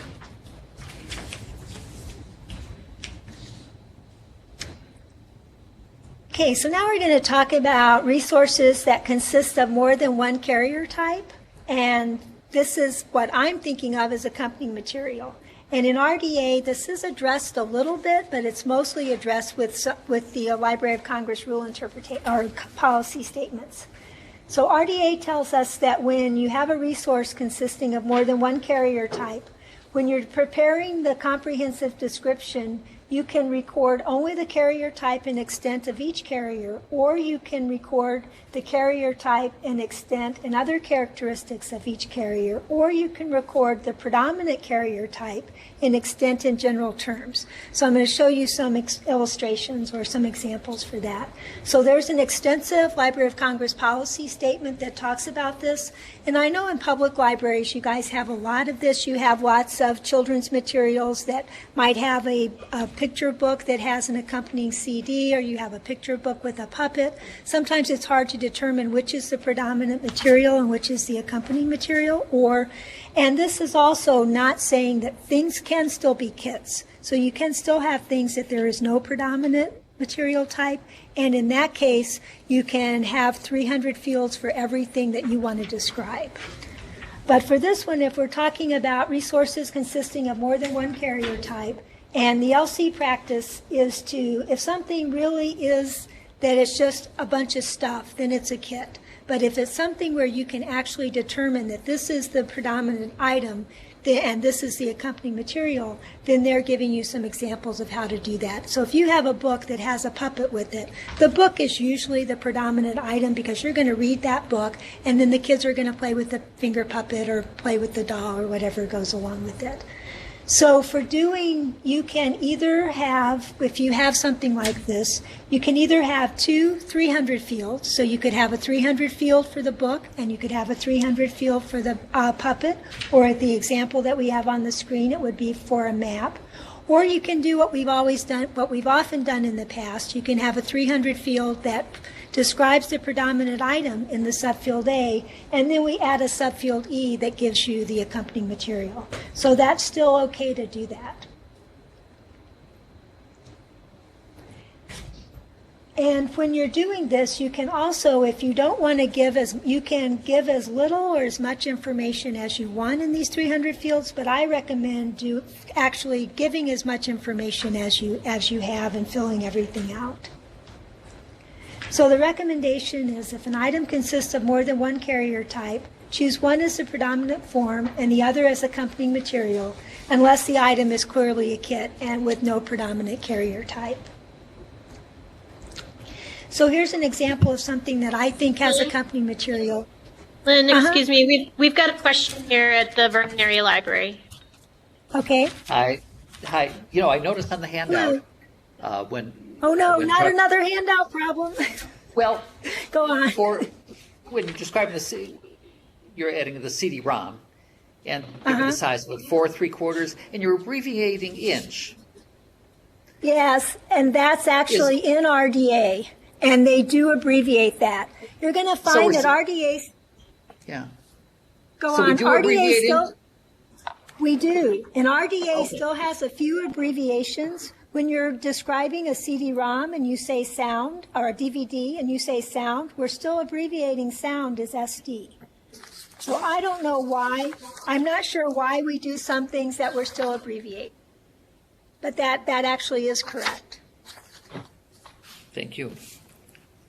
Thanks, Lynn. You're welcome. So I have a picture book that also has a CD-ROM. So the 300 I have, and this picture book doesn't have any pagination, so we have one volume unpaged. It has all the illustrations are color. The size is 29 centimeters, and then we have one audio disc, and then I have one audio disc and the size of the audio disc. So now I wanted to talk about the 336, the 337, and the 338 fields. But before that, I will answer your question. Sir, you had a question about before lunch about the publisher not identified and place not identified and publisher not identified. I did look that up in RDA, and in RDA in the toolkit itself, they don't give an example. They just say that when you have publisher not identified to put publisher not identified, and they have it with a little p. But they don't give an example. But there was an example for the Music Library Association, and they had a policy decision, and they showed it without capitalizing that publisher. So not sure why. That's just, And another thing, you have to be really careful when you're looking at the examples in RDA, because many of the examples they carried over from AACR2 and they haven't actually fixed everything. So occasionally you might see an example in the toolkit that seems to be the exact opposite of what it told you in the rule, and it's just because nobody has gone through all those examples yet and corrected everything. So, and that might be what, but this is actually a new interpretation by the Music Library Association, so I don't know. So. And what was the thing with the preliminary age? The subfield, which one? The comma in front of, that should not be a comma. So there should not be a comma there. The handout is correct. The PowerPoint slides were wrong. I'm going to fix the slides and send the link to Joe, and he'll send that out to everybody. So. Okay, so we have new fields in MARC that are being used with RDA. And they're the 336, the 337, and the 338 fields. And usually we just call these the 33X fields. So in RDA, we no longer have the GMD. So the 245 subfield H has been replaced by these three new fields. Now, we no longer have the GMD, but many libraries are still using the GMD, even though they're using RDA. And the reason for that is that their systems aren't able to take these 33X fields and do everything that they're supposed to with those. Actually, in our Carly system can use the 33X fields, but in our OPAC, they use the subfield H along with the 33X fields to make the format icons. So we're still using the subfield H. And unfortunately, at some point, OCLC is going to take the subfield H out of all the records. And so I guess hopefully by that time we will have figured out a way to not need it anymore. So you will still see GMDs in many RDA records. But these new fields, the 336 is for content type, the 337 is media type, and the 338 is carrier type. So all of these things work together, and the GMD never did tell you exactly what the item was anyway. It was always just a general term. It was the SMD, the specific material designator, that was in the 300 subfield A that actually told you what that item was. So what we're doing now is we're using these three new fields and puts everything together and tells you exactly what this item is. So all these fields are repeatable because you might have something that you may have a double set of these, and we'll see an example of that in just a minute. And even if your system, if your ILS is not using these 3x fields right now, you should be adding them into your records because it is important that we have those in there. And these fields are controlled vocabulary, so this isn't something that you can just make this up. There's a list in the toolkit that tells you exactly what terms to be used in each of the different fields. And if you don't have access to the toolkit, these terms are also available from the Library of Congress. And you do have a handout with all this information. So it's this value list for codes and controlled vocabularies. So what this does is it looks at the different fields, the 336, the 337, and the 338, and tells you what the term is and what the code is for that. So if you don't have access to the toolkit, you do still have access to the list of terms.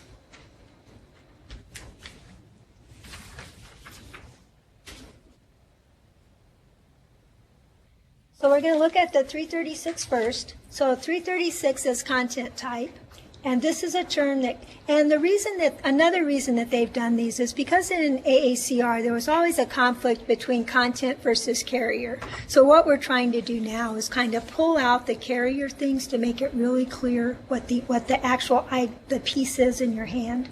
So it's a term characterizing the type of material the record describes, and because basically, today we're mostly talking about monographs. The term that's most commonly used to describe a monograph is text. And in the 336 field, you have a subfield A, which is the content type term, a subfield B, which is the content type code, a subfield 2, which is the source of code, subfield 3 is material specified. And my box is messed up. I actually have two examples here, so that box should be up over that first example. So I have an example of just a regular book. So this would be a subfield A for text, a subfield B for TXT, which is the code for text, and a subfield 2 for RDA content. The second 336 would be, let's just pretend that there had a disk was with this book, so you could also have a 336 for that. And the subfield 3 is telling you that this is the material specified. There's an audio disk that has this information. So those of you who catalog in OCLC, you can actually create macros or OCLC has created a macro, so you don't have to know what these are when you're creating an original record or even doing a copy cataloging. You can pull these, you can go to a list and it will add these into your records. The Library of Congress, when they first started using these fields, they were only using the subfield A, they weren't using the subfield B. But because OCLC in their macro, when you do the macro, it automatically puts that subfield B in there. So what Library of Congress is doing now is that they're telling their copy catalogers if they bring in a record that has the subfield B in there, just leave it in because there's no reason to take it out. And when they're doing when they're adding things in OCLC, they're just putting in that subfield B. So sometimes you'll see records without the subfield B. Most of the time, you'll probably see them with the subfield B. And all my examples will have the subfield B in there. Okay, the 337 is for the media type. So this is a term describing the type of device that's required to view, run, play, or otherwise access the item. And the term most commonly used with the monograph is unmediated. So you don't need something to read that book. You just hold that book in your hand. So the first example is the subfield A, unmediated, the subfield B, in, that's the code for unmediated. And then the subfield 2, the source of code, it's from the list, the RDA media list. And the second example, again, is if you had an audio disc with this book, then that's what your 337 would look like for that audio disc. And the 338 is the carrier type. And I think I forgot to mention at the very beginning of the presentation that in all of the headers, when I have a title and then I have the RDA, those are just the RDA rules that go with that particular item. So the carrier type is a term describing the format of the storage medium and housing of a carrier in combination with the type of device or media type that is required to play or view the content. So in this case, for monographs, we call that a volume. So we have our subfield A is volume, our subfield B is NC, our subfield 2 is RDA carrier. That's the list that these terms are coming from. And again, if we had an audio disc with that, these are the terms that we would have for that audio disc. So if we have a book, this is what our 336, our 337, and our 338 would look like. Usually no variation on these. All your books will always look exactly like this. Okay, if you have an ebook, so ebooks are just a little bit different. So we have our 336 is for text. Our 337 is the computer, so that's what we're using to access this ebook. And then our 338 is it's an online resource. And if we have a DVD, we have our 336 is two-dimensional moving image, our 337 is video, and our 338 is video disc. So there's all this kind of, and I'm sure you guys you've been looking at these things for over a year now and pretty familiar with looking at these. Any questions about any of this? So with my Hilda Huscher hiccups, because we have a book and accompanying material, all these 3.3x fields are repeatable. So we have two 336s, one for the text and one for the disk. We have two 337s and two 338s. Now, I did a class not too long ago, and somebody asked me if there's a particular order to put these in. I don't think there's really a prescribed order, but I always put the one for the predominant material first and the accompanying material second. And usually you see them grouped together like this. I don't believe I've ever seen a set of 336, 337, 338, and then the other 336, 337, and 338, even though I guess you could do that, but I think usually it's like this. Okay, we also have some more coded fields for that RDA has given us, and these are 344, 345, 346, and 347.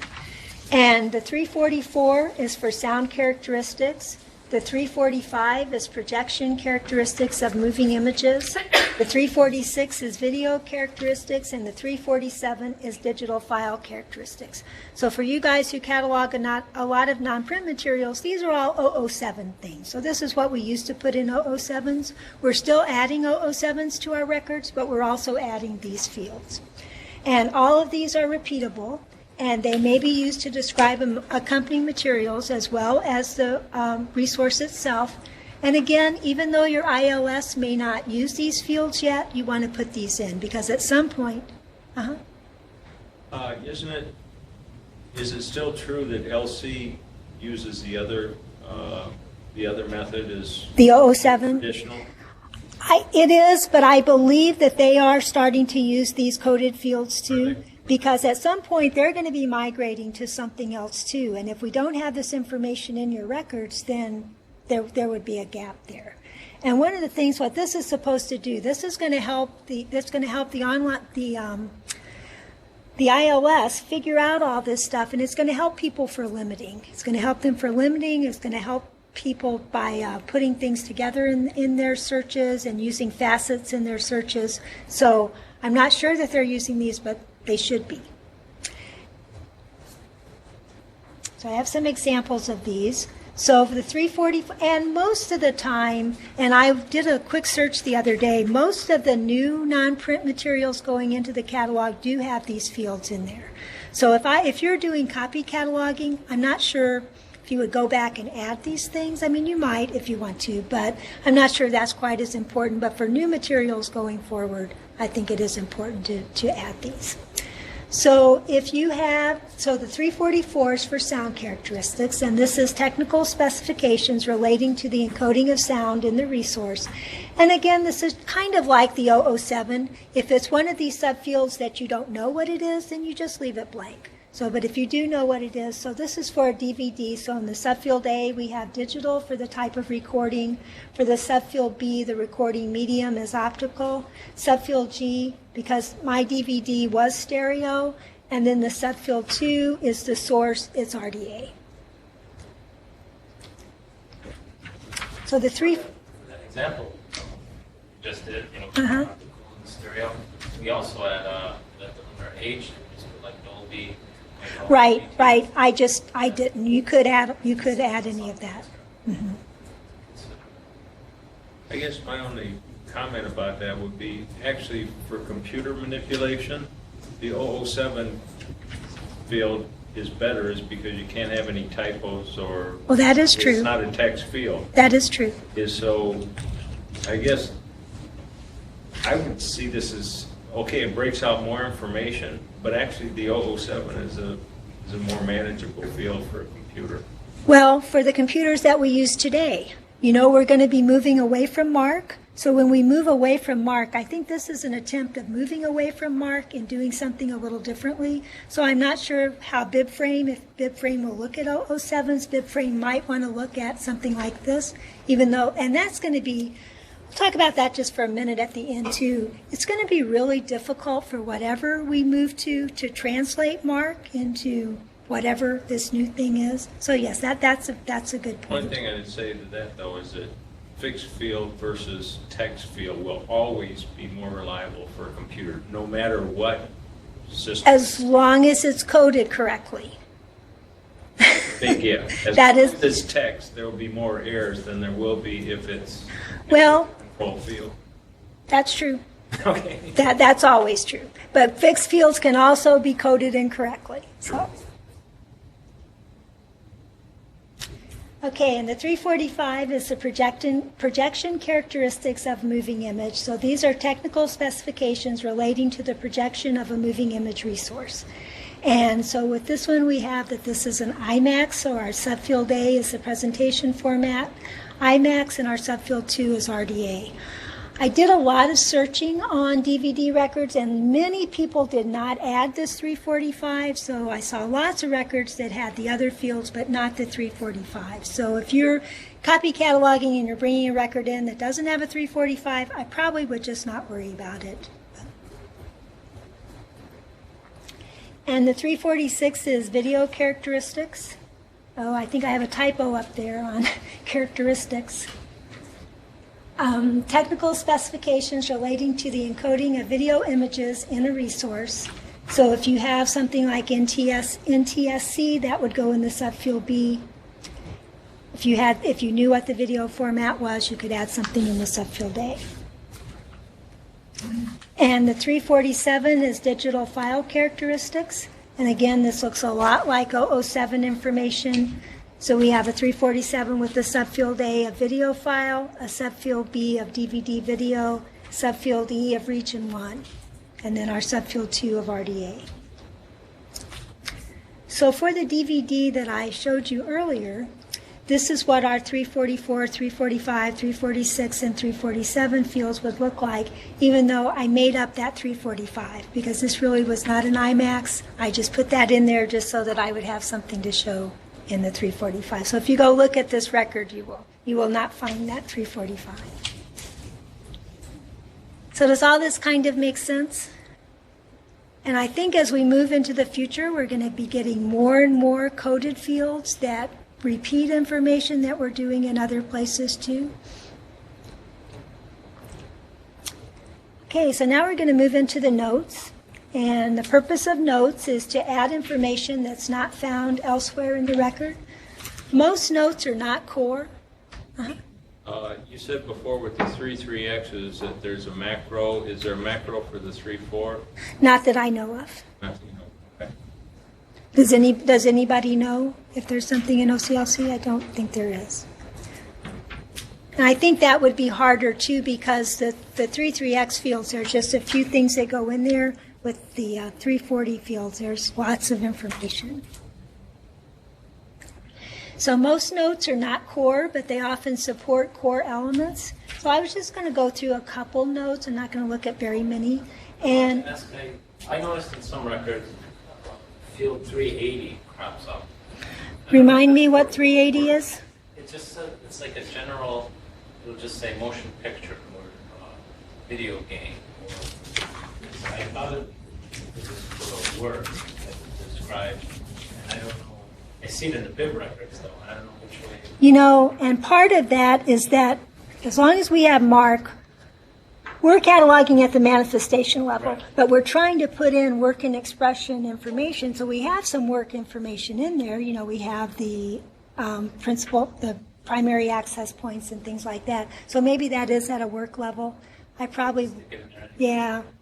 Because I don't see it all the time. It seems useful because it tells you exactly what we put in parentheses and then the number H. What used to be the GMD, but that information should be someplace else. I mean, I think.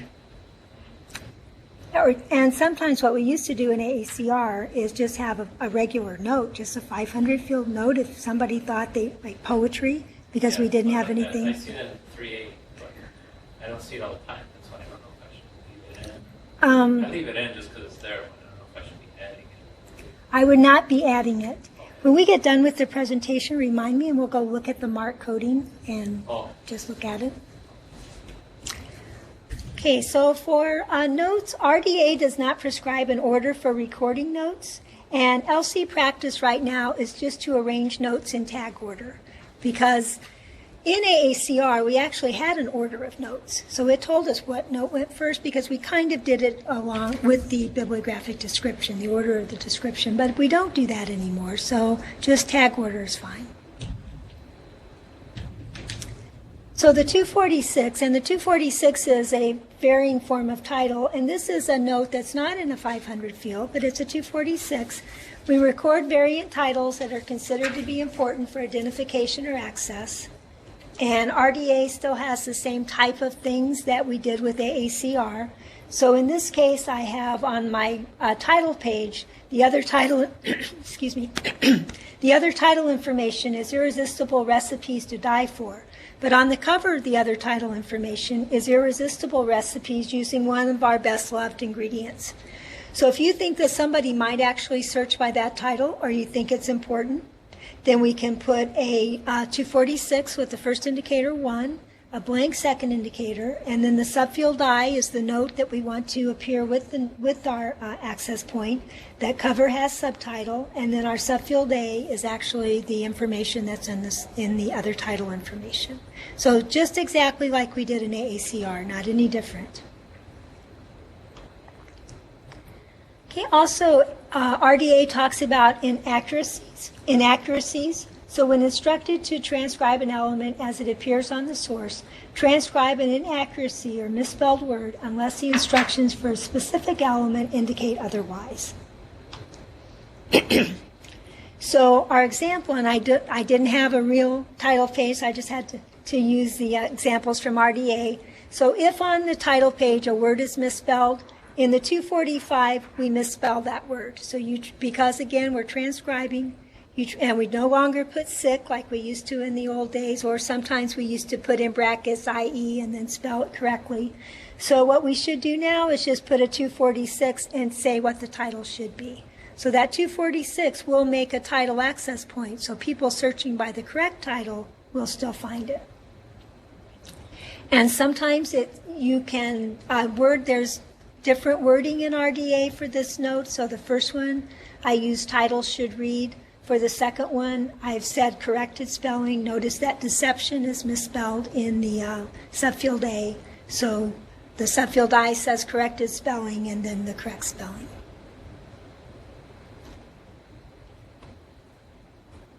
Okay, other information relating to a title. So make notes on other details relating to a title if considered important.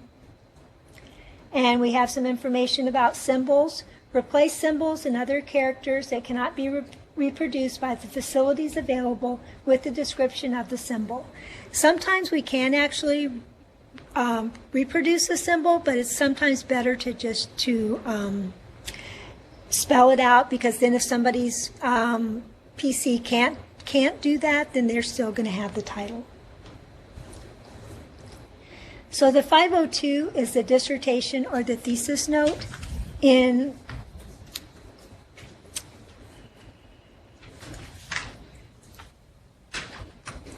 RDA, what we've done now, in AACR, we had a 502 note. Everything was put in the subfield A.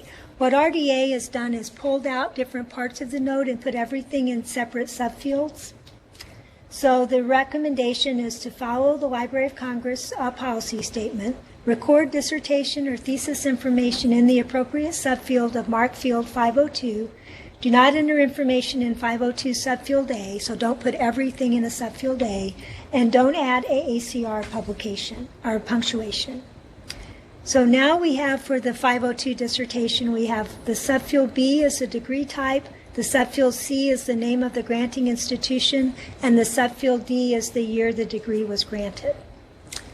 So in the old days, when we cataloged our theses, we would have done something like the top one, or the bottom one. We would have subfield A, thesis, MFA, Fine Arts, Southern Illinois University, and the date.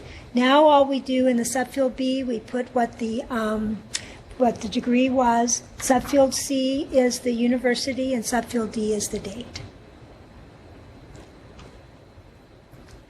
And the 500 and the 504 supplementary content, this is all very standard, just exactly the same things that we've done in AACR.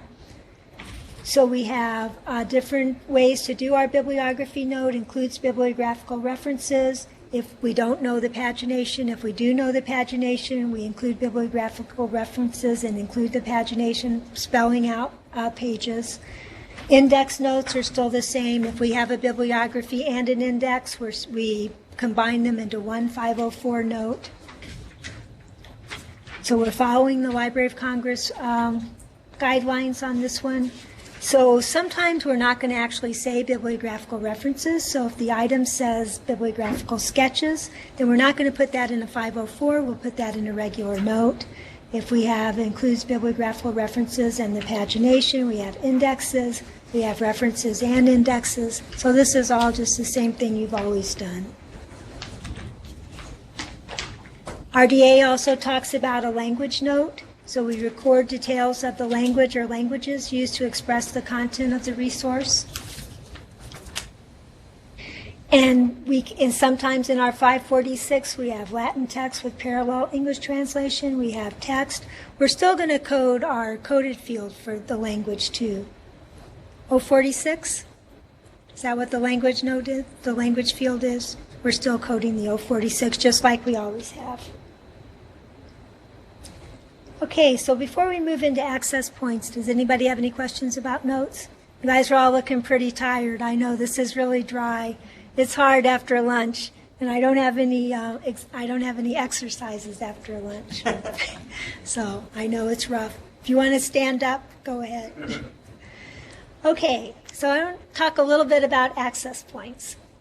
So even though RDA doesn't support the concept of main entry, as long as we have MARC, we still have to have main entry because that's the way we code things in MARC. And as long as we still put spine labels on our books, we need something we call a main entry. We need something that we're going to create our cutters from. So for a while, I still kind of think in terms of main entries, even though RDA does not think in terms of main entry. So RDA is thinking in terms of the work and the preferred access point for the work, but we're still kind of doing main entries, and we're still doing that with our 1XX and our 245 combination. Now that we no longer have the rule of 3, or we don't have to use the rule of 3, we have more names that are listed in the statement of responsibility. Having those more names in the statement of responsibility are giving us more access points. Usually the first creator is listed as usually our main entry. Subsequent creators are usually given added entries. And according to RDA, an access point is only required for the first creator listed. So if you have 3 authors, you really only have to have an access point for that first author. Even if you put them in the statement of responsibility, you don't have to make a 7XX. I think that is not a good idea.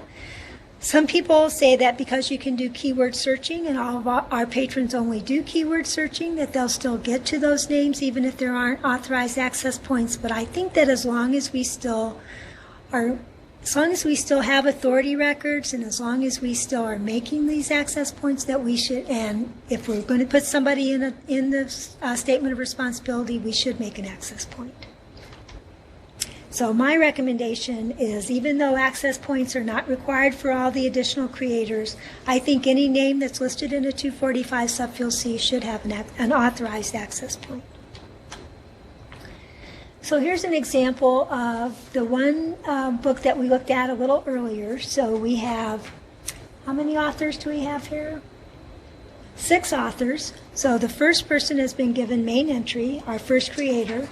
And in the 245 subfield C, I've listed all of the names, and we have an access point for everybody that's listed. Now, one of the things that RDA does that disturbs me a little bit is that RDA does not require that access points be justified.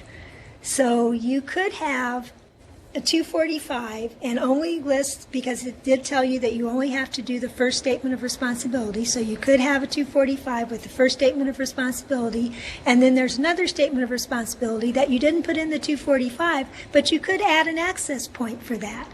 I think that's terrible, but it can be done. My recommendation is that you should continue to provide justification. And actually, are any of you guys serials catalogers? Well, for serials cataloging, they actually did this a long time ago. They said that access points did not have to be justified. They did this about 10 years ago. So in a serial record, it can get really, if you have something where it's a corporate body has been the producer, so you might have, it changes maybe every couple of years, and so you would have lots of notes. They no longer make the notes, but they still make the added entries, which is really confusing. Somebody can get to a record and not know why they got there. So I recommend that you continue to justify your access points. So another thing, so we looked at this record, and what my original, when we looked at it earlier this morning, I just did the first name and I said, and 5 others. So if it's let's pretend that you're at a university and Gary Yee is one of your faculty members. So you really need to make an access point for Gary Yee. You could actually just do this. You could have the and 5 others. You could make an access point for Gary and not justify it. I don't think you should do that, but you could. Or you could there is a rule that tells you that you can pull out certain people. So even though Gary Yee is not the second person listed, he's the third person in the 245 subfield C. I could have the first person, I can have Gary Yee, and I can say, and 4 others, and then I've justified why I've made that entry. Perfectly okay to do that. You don't have to say that, you don't have to show the mark of omission that I didn't have Robert and then I have Gary. Another way that you can do it is RDA has lots of notes, and so you could do a 500 note. So I could leave the 245 subfield C like it was with and 5 others. I could have a 500 note that says additional author and then say Gary Yee and then have him down in the 700. So RDA, as I said earlier, RDA gives you lots of different options to do things. So you just have to decide how you would like to do that. Okay, so you're probably pretty familiar by now with relationship designators. So we've been adding subfield E's to our records for a pretty long time now. And some of you, if you've been cataloging for a long, long time, we used to add relationship designators many, many years ago. And then the Library of Congress decided that they had to save money and cut down the time that it took to catalog things. So they quit adding subfield E's for everything except children's materials. So they added it for illustrators, but not for anything else. Now they realize that that probably wasn't a good idea. Now we're adding these relationship designators. So relationship designators are just terms that say what that person did for that particular item. And RDA tells us to record 1 or more terms from the list in the RDA Appendix L to indicate what the person's responsibility is in relation to the resource.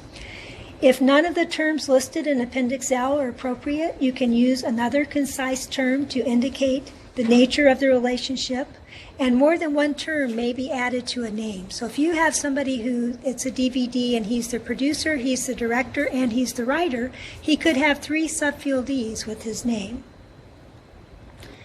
So my recommendation is to always start with the Appendix L when you're looking for your relationship designators, and then to go to the MARC code list for relators after that, because that's a longer list. That list has been developed more fully than the RDA list. And even though RDA gives us permission to use terms that are not found in a standardized list, I'm not so sure that's a good idea, because people would just be, making things up. And I think as long as you kept a list and you knew what terms you had used, but I think that could be a little dangerous, in that there are lots of lists that the appendix has lots of terms, and the MARC code list has lots of terms. So you should be able to find what you need in those. So here's some examples of some entries with subfield E's. And subfield E's can be in a term, or the relationship designators can be the term which is in a subfield E, or it can be a code which is in a subfield 4. And those of you who are music catalogers, you'll often, back several years ago too with music, we often use subfield 4. So you would see terms for composer and things like that in a subfield 4. So you can actually do either one of these. So you could do it the first example, so subfield E for author, or subfield 4 for AUT. For Mel Brooks, I have him as a director and a producer. So you could have subfield E director, subfield E producer, or you could have the subfield 4 director or the subfield 4 producer. One of the things, some of our online catalogs can actually take that subfield 4 and translate it. So if your online catalog can interpret the subfield 4, then it's probably okay to use those subfield 4s. If your online catalog doesn't interpret that and would just show in your... Oh, okay. I'll talk really fast. What was I saying? Oh, if your online catalog doesn't translate that, though, and if you had an entry that said Mel Brooks, DRT and PRO, that would be really bad. So you would not want to use those subfield 4s. You would want to use the subfield E's. So I think most people with RDA are using the subfield E's, but again, that's something that your consortia should talk about. So my recommendation is to use the subfield E terms and not the subfield 4 codes. Okay, so here's an example. We looked at this earlier, our Oxford American Dictionary. So we have, and in this case, dictionaries are not really written by people, they're compiled. So I have given the relationship designator as compiler to these instead of author.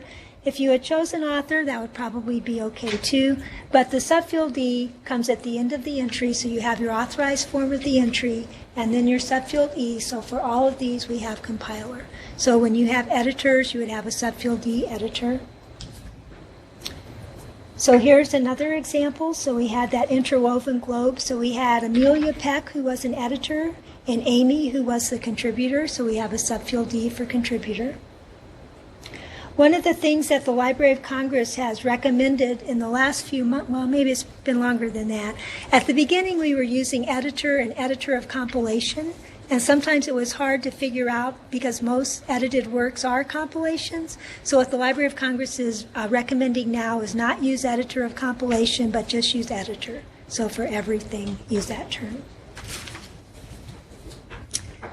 Okay, so, well, actually, we're not going to be done at 2, but we might be close. So I wanted to talk just a second about the future, and we do have another exercise, so you're not done yet. But there are lots of unknowns right now. So we have RDA. RDA is still a work in progress. They're still making lots of changes to it. They're still adding things. They're finding lots of things that they need to correct. But we really don't have our replacement for MARC yet. And until we get a replacement for MARC, we're really not cataloging in RDA right now. We're coding things, we're spelling out abbreviations, we're adding these 3x fields, but we're not thinking about relationships. We're not thinking about the work, the expression, the manifestation. And until we get a replacement for MARC, we really can't catalog in MARC that way because we're cataloging the manifestation. And we do have, the work is kind of there with the uniform titles and with authorized access points, but we're not really doing RDA. So they are working on BibFrame. Not sure where BibFrame is at right now. There are a couple of universities, Stanford and UC Davis, are doing pilots on BibFrame. And I think what they're doing is they're able to do new material in BibFrame, so there's actually a work form and they're filling in things. But I think it's the legacy data that's the problem because they have to take all these MARC records. And for one thing, not everybody has coded MARC correctly. Lots of libraries have done fixes because their systems wouldn't work the right way, so they would do things, a little non-standard. So that's going to be really difficult to transfer over. And just the complexities of MARC, BibFrame is having a really hard time with all that legacy data. And also because our rules changed, we had AACR, then we had AACR2, so it's really hard to say what's in a piece of information if it's going to be the same in every record, if it can take that and change it to something else. So I think that's going to be really, really difficult. But they are working on it. And right now, MARC is working, but it's just we're really not cataloging truly in RDA, or I don't think we're really cataloging in RDA yet. But hopefully we will in the future.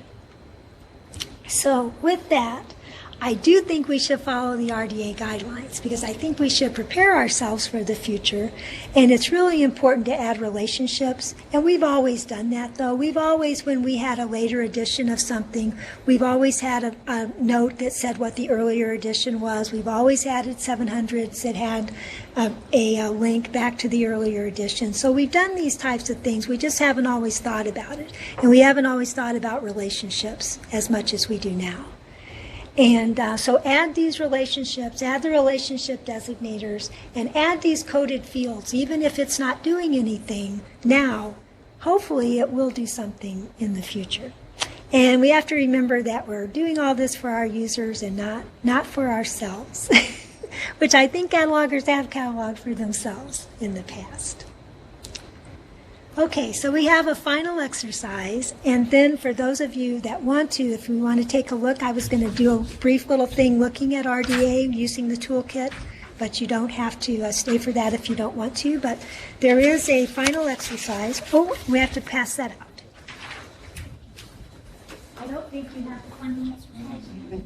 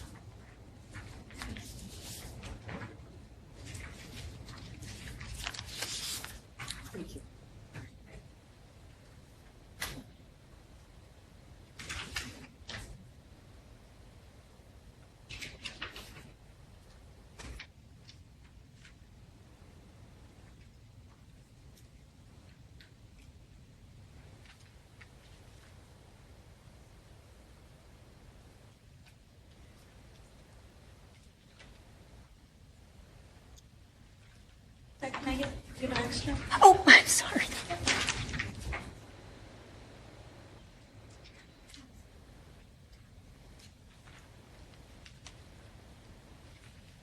Okay, so here's the final exercise. So you have the cover, the title page, and the title page verso. And you have kind of a work form. Whoops. So go ahead and just do everything that we've done today and catalog this item.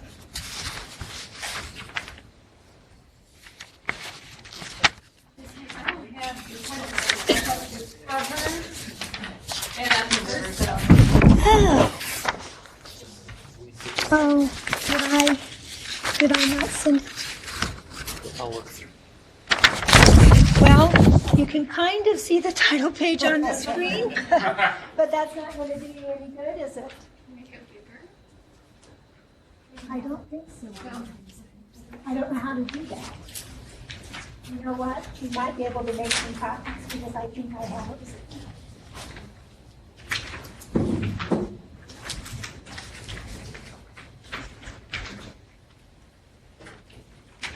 Yeah, I think I sent it. Should have been. Yeah. Okay.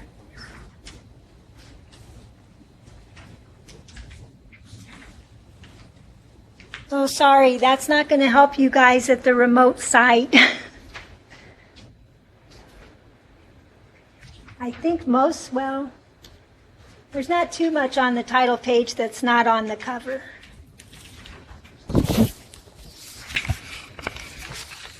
Lynn, we at Coal Valley were able to get your PowerPoint copy, Okay. hard copy, so Oh, we're good. doing much better. Okay, good.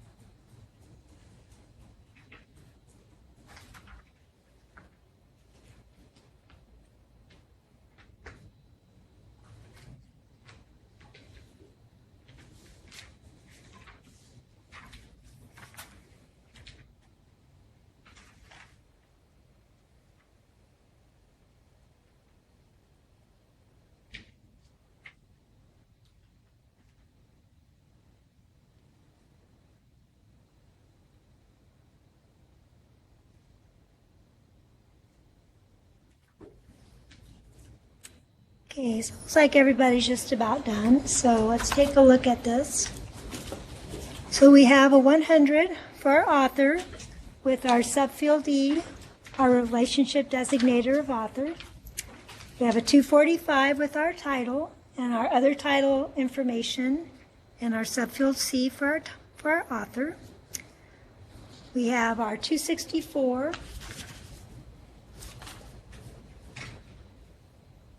And we have a 264 because the title is a little different. So on our title page, it actually says Insider's Guide to Anchorage.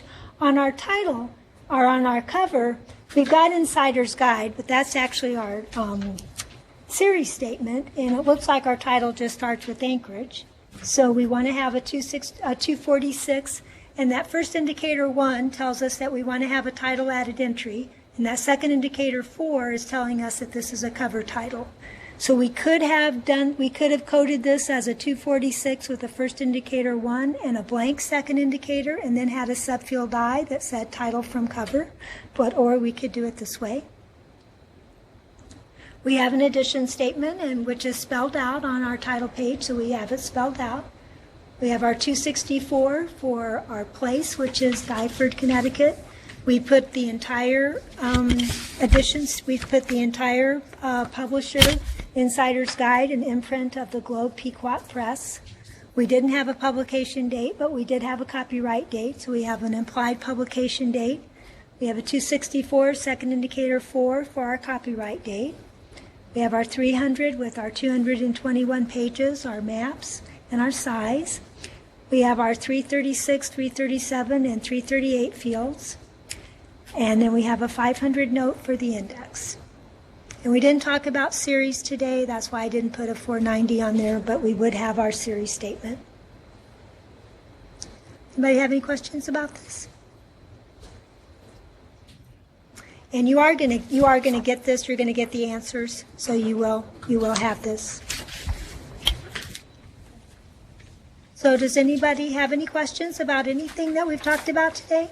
Well, with the series, if this is series, you add another period. Right, but I didn't put it, so I didn't put a period after the CM because we didn't. But if we had the 490, then we would have had a period after CM. Uh-huh. Uh-huh.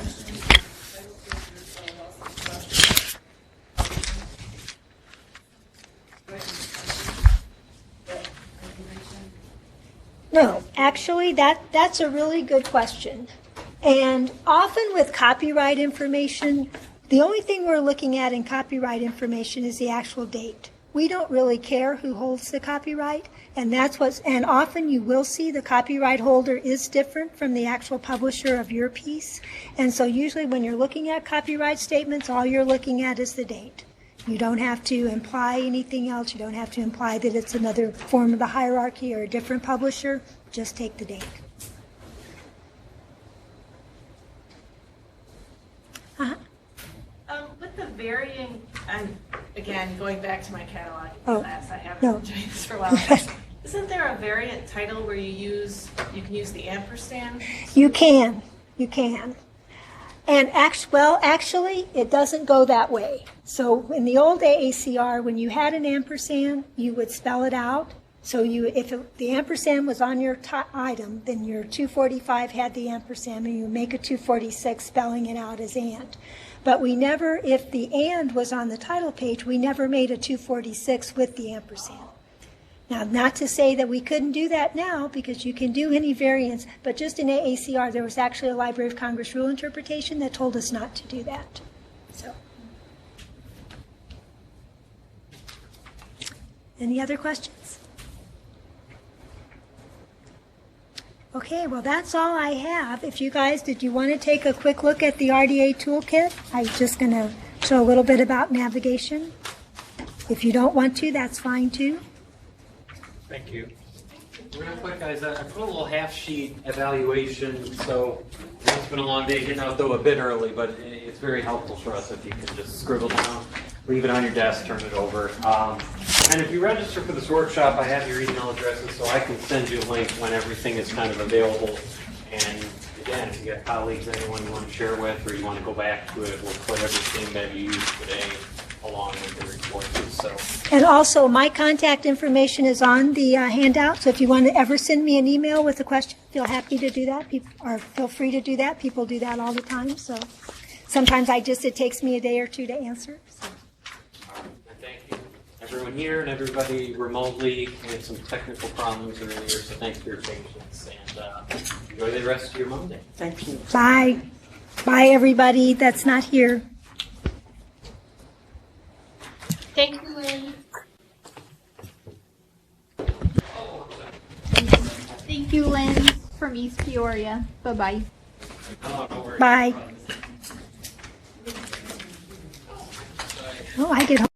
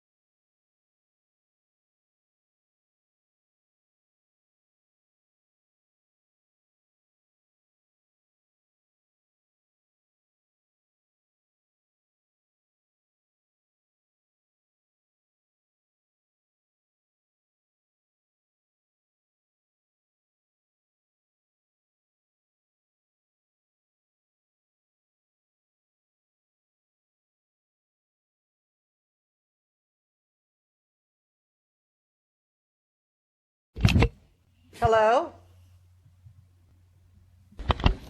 Hello? Okay, we are still connected. We in Coal Valley here, we're going to try to watch your demo, so. Oh, okay. But well, from our screen, it kind of looked like everything was logged off, but it isn't. Everybody left, but I'll do the demo for you guys. Okay. Oh. Just give me a second. Okay. You guys interested in seeing it? Yeah. No, is it an OCL? She did that.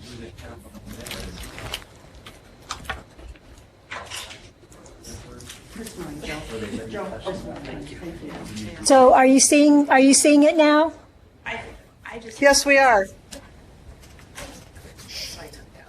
Except we're having our same problem we had earlier with the bottom part of it not showing, but well, at least we I'll can try listen to to start- you. Yeah. I'm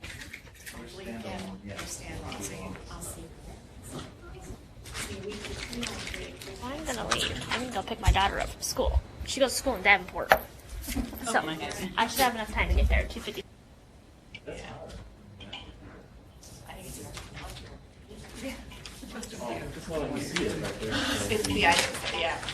Okay, so probably most of the stuff will be up on towards the top of the screen. Mostly what I wanted to show is these tabs. And Mary, just tell me what you guys want to see. Is there anything in particular that you want to see? What do you think, girls? Maybe just a general overview. I don't know if any of them have used it at all. Okay, well then I'll just give a real general overview. So the first thing, we've got these tabs. So we have the RDA tab is actually all the RDA rules. And you can go expand those, and I'll come back to that. So we'll come back to that. The second tab is the tools. And I use this tab a lot because when I was first learning the toolkit, I used the mappings a lot because I didn't know which rule to go to. So if you click on the RDA mappings, and you have a MARC bibliographic to RDA, and if you click on that, if you know what your MARC field is, then you can easily see what the rule is. So let's say that I'm working on a 260 subfield C, and I don't know which RDA rule, I don't know how to find that. So I go to my MARC mapping,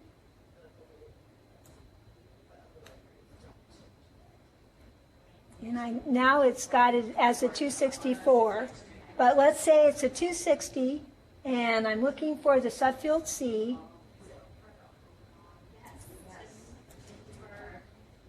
And can you guys, you can see this, can't you? Can you see up at the top of the screen?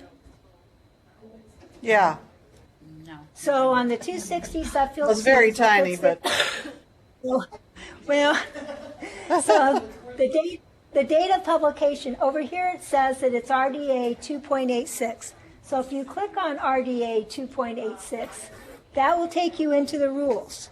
So that takes you right to the rule, and then you can, if you're looking at that, and then you can actually open up.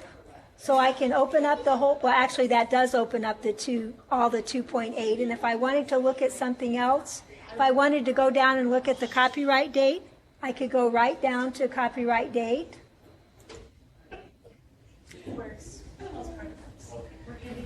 I have to open it up.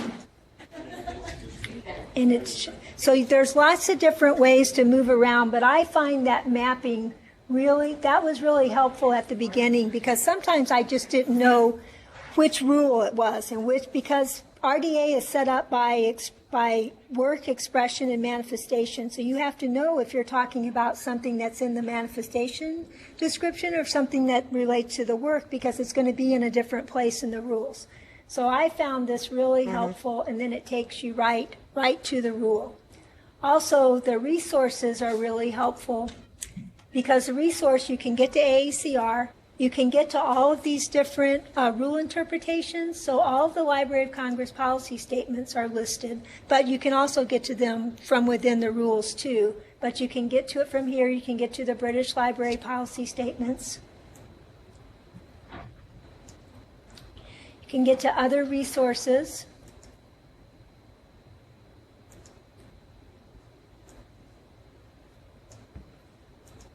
Well, I'm not sure why that one's not clicking.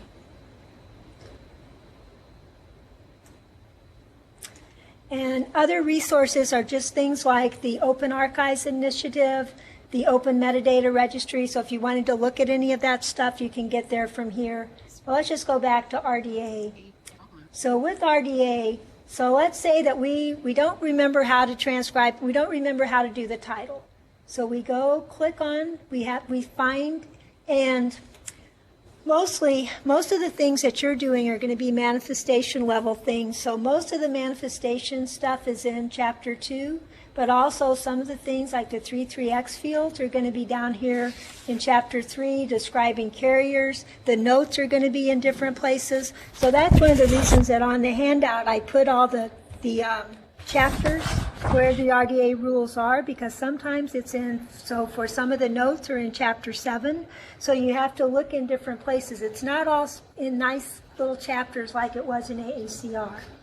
But also if we're looking at the title, and we can expand that and see all the different parts of the title, so we know that it's just the title proper that we want to look at. So we would click on title proper, and we could also expand the title proper. So when you actually get to a rule in RDA, so you have blue tells you the rule name and the number, whether or not it's a core element, then it's kind of like AACR. It starts out the same way. It gives you the scope, tells you the sources of information, and then it starts giving you information about the rule.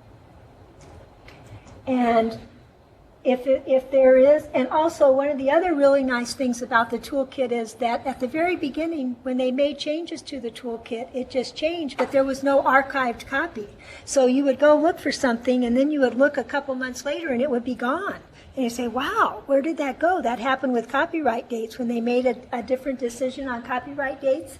And I actually had printed it out of the toolkit, and I knew it was there, and then I went to find it, and it wasn't there anymore. So what they do now is every time they make a change, they put this little blue box that tells you when they made that change, and they're also listing everything. So they are keeping an archive. They're not keeping an archive copy, but they're keeping a list of everything they change. So if something is different, then you can go back and see that it's not just you forgetting something, it really is different.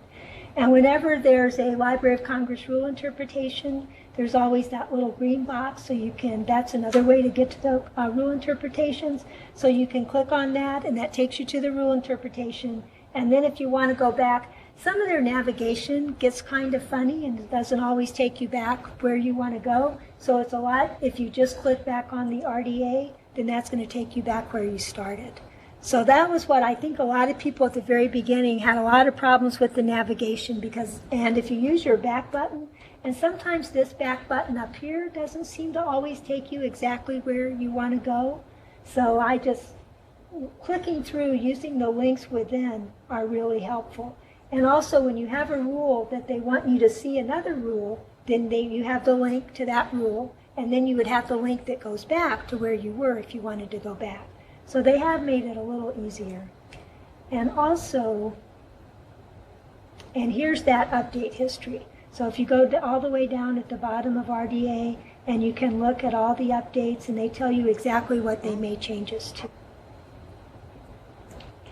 And also, you have all the rules and all the different chapters, but we also have all the appendices. So there's an appendix for capitalization, there's one for initial articles, there's the relationship designators that list all the terms used in the relationship designators. So all of this it's all interconnected, and it's really easy to, pretty easy to get back and forth through things.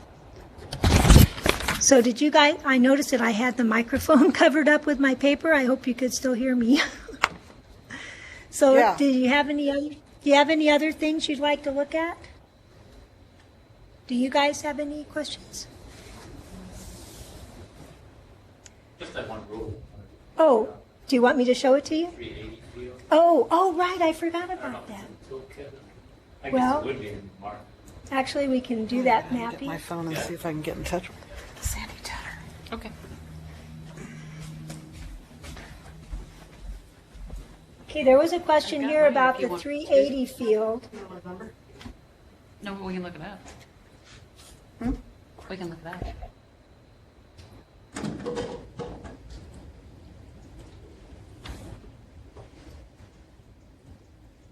Okay, so the form of work. So yeah, when it says form of work, does that mean, okay, that goes in the work record, right? It does. Okay, that's what but like I said, it's not every record, but Well, and it's only used when you differentiate from another work with the same title. So it wouldn't That's be when in you put everything. that in there. Right. So it wouldn't be in every record. well, like And- when you have video games, they're based on the movie, same title, just that it's the video game. So that's when I usually see that. Right. Is that And what they're? that's would make perfectly, and again, this isn't a control vocabulary, it's just kind of a free-form note. Yeah, that's the other thing I was wondering. So that's the other thing that's going to be, You just put in what you right, you just put in whatever you want to. So I don't know how helpful it is right at this moment, but Yeah, but that's why I said it's not in all, every, just, okay.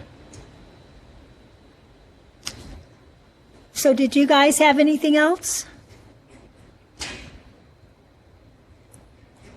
Oh, they might be gone. I think they're done, yeah. Okay. We're still here. We're still here. Oh, I okay. think that's good. Thank you. Okay.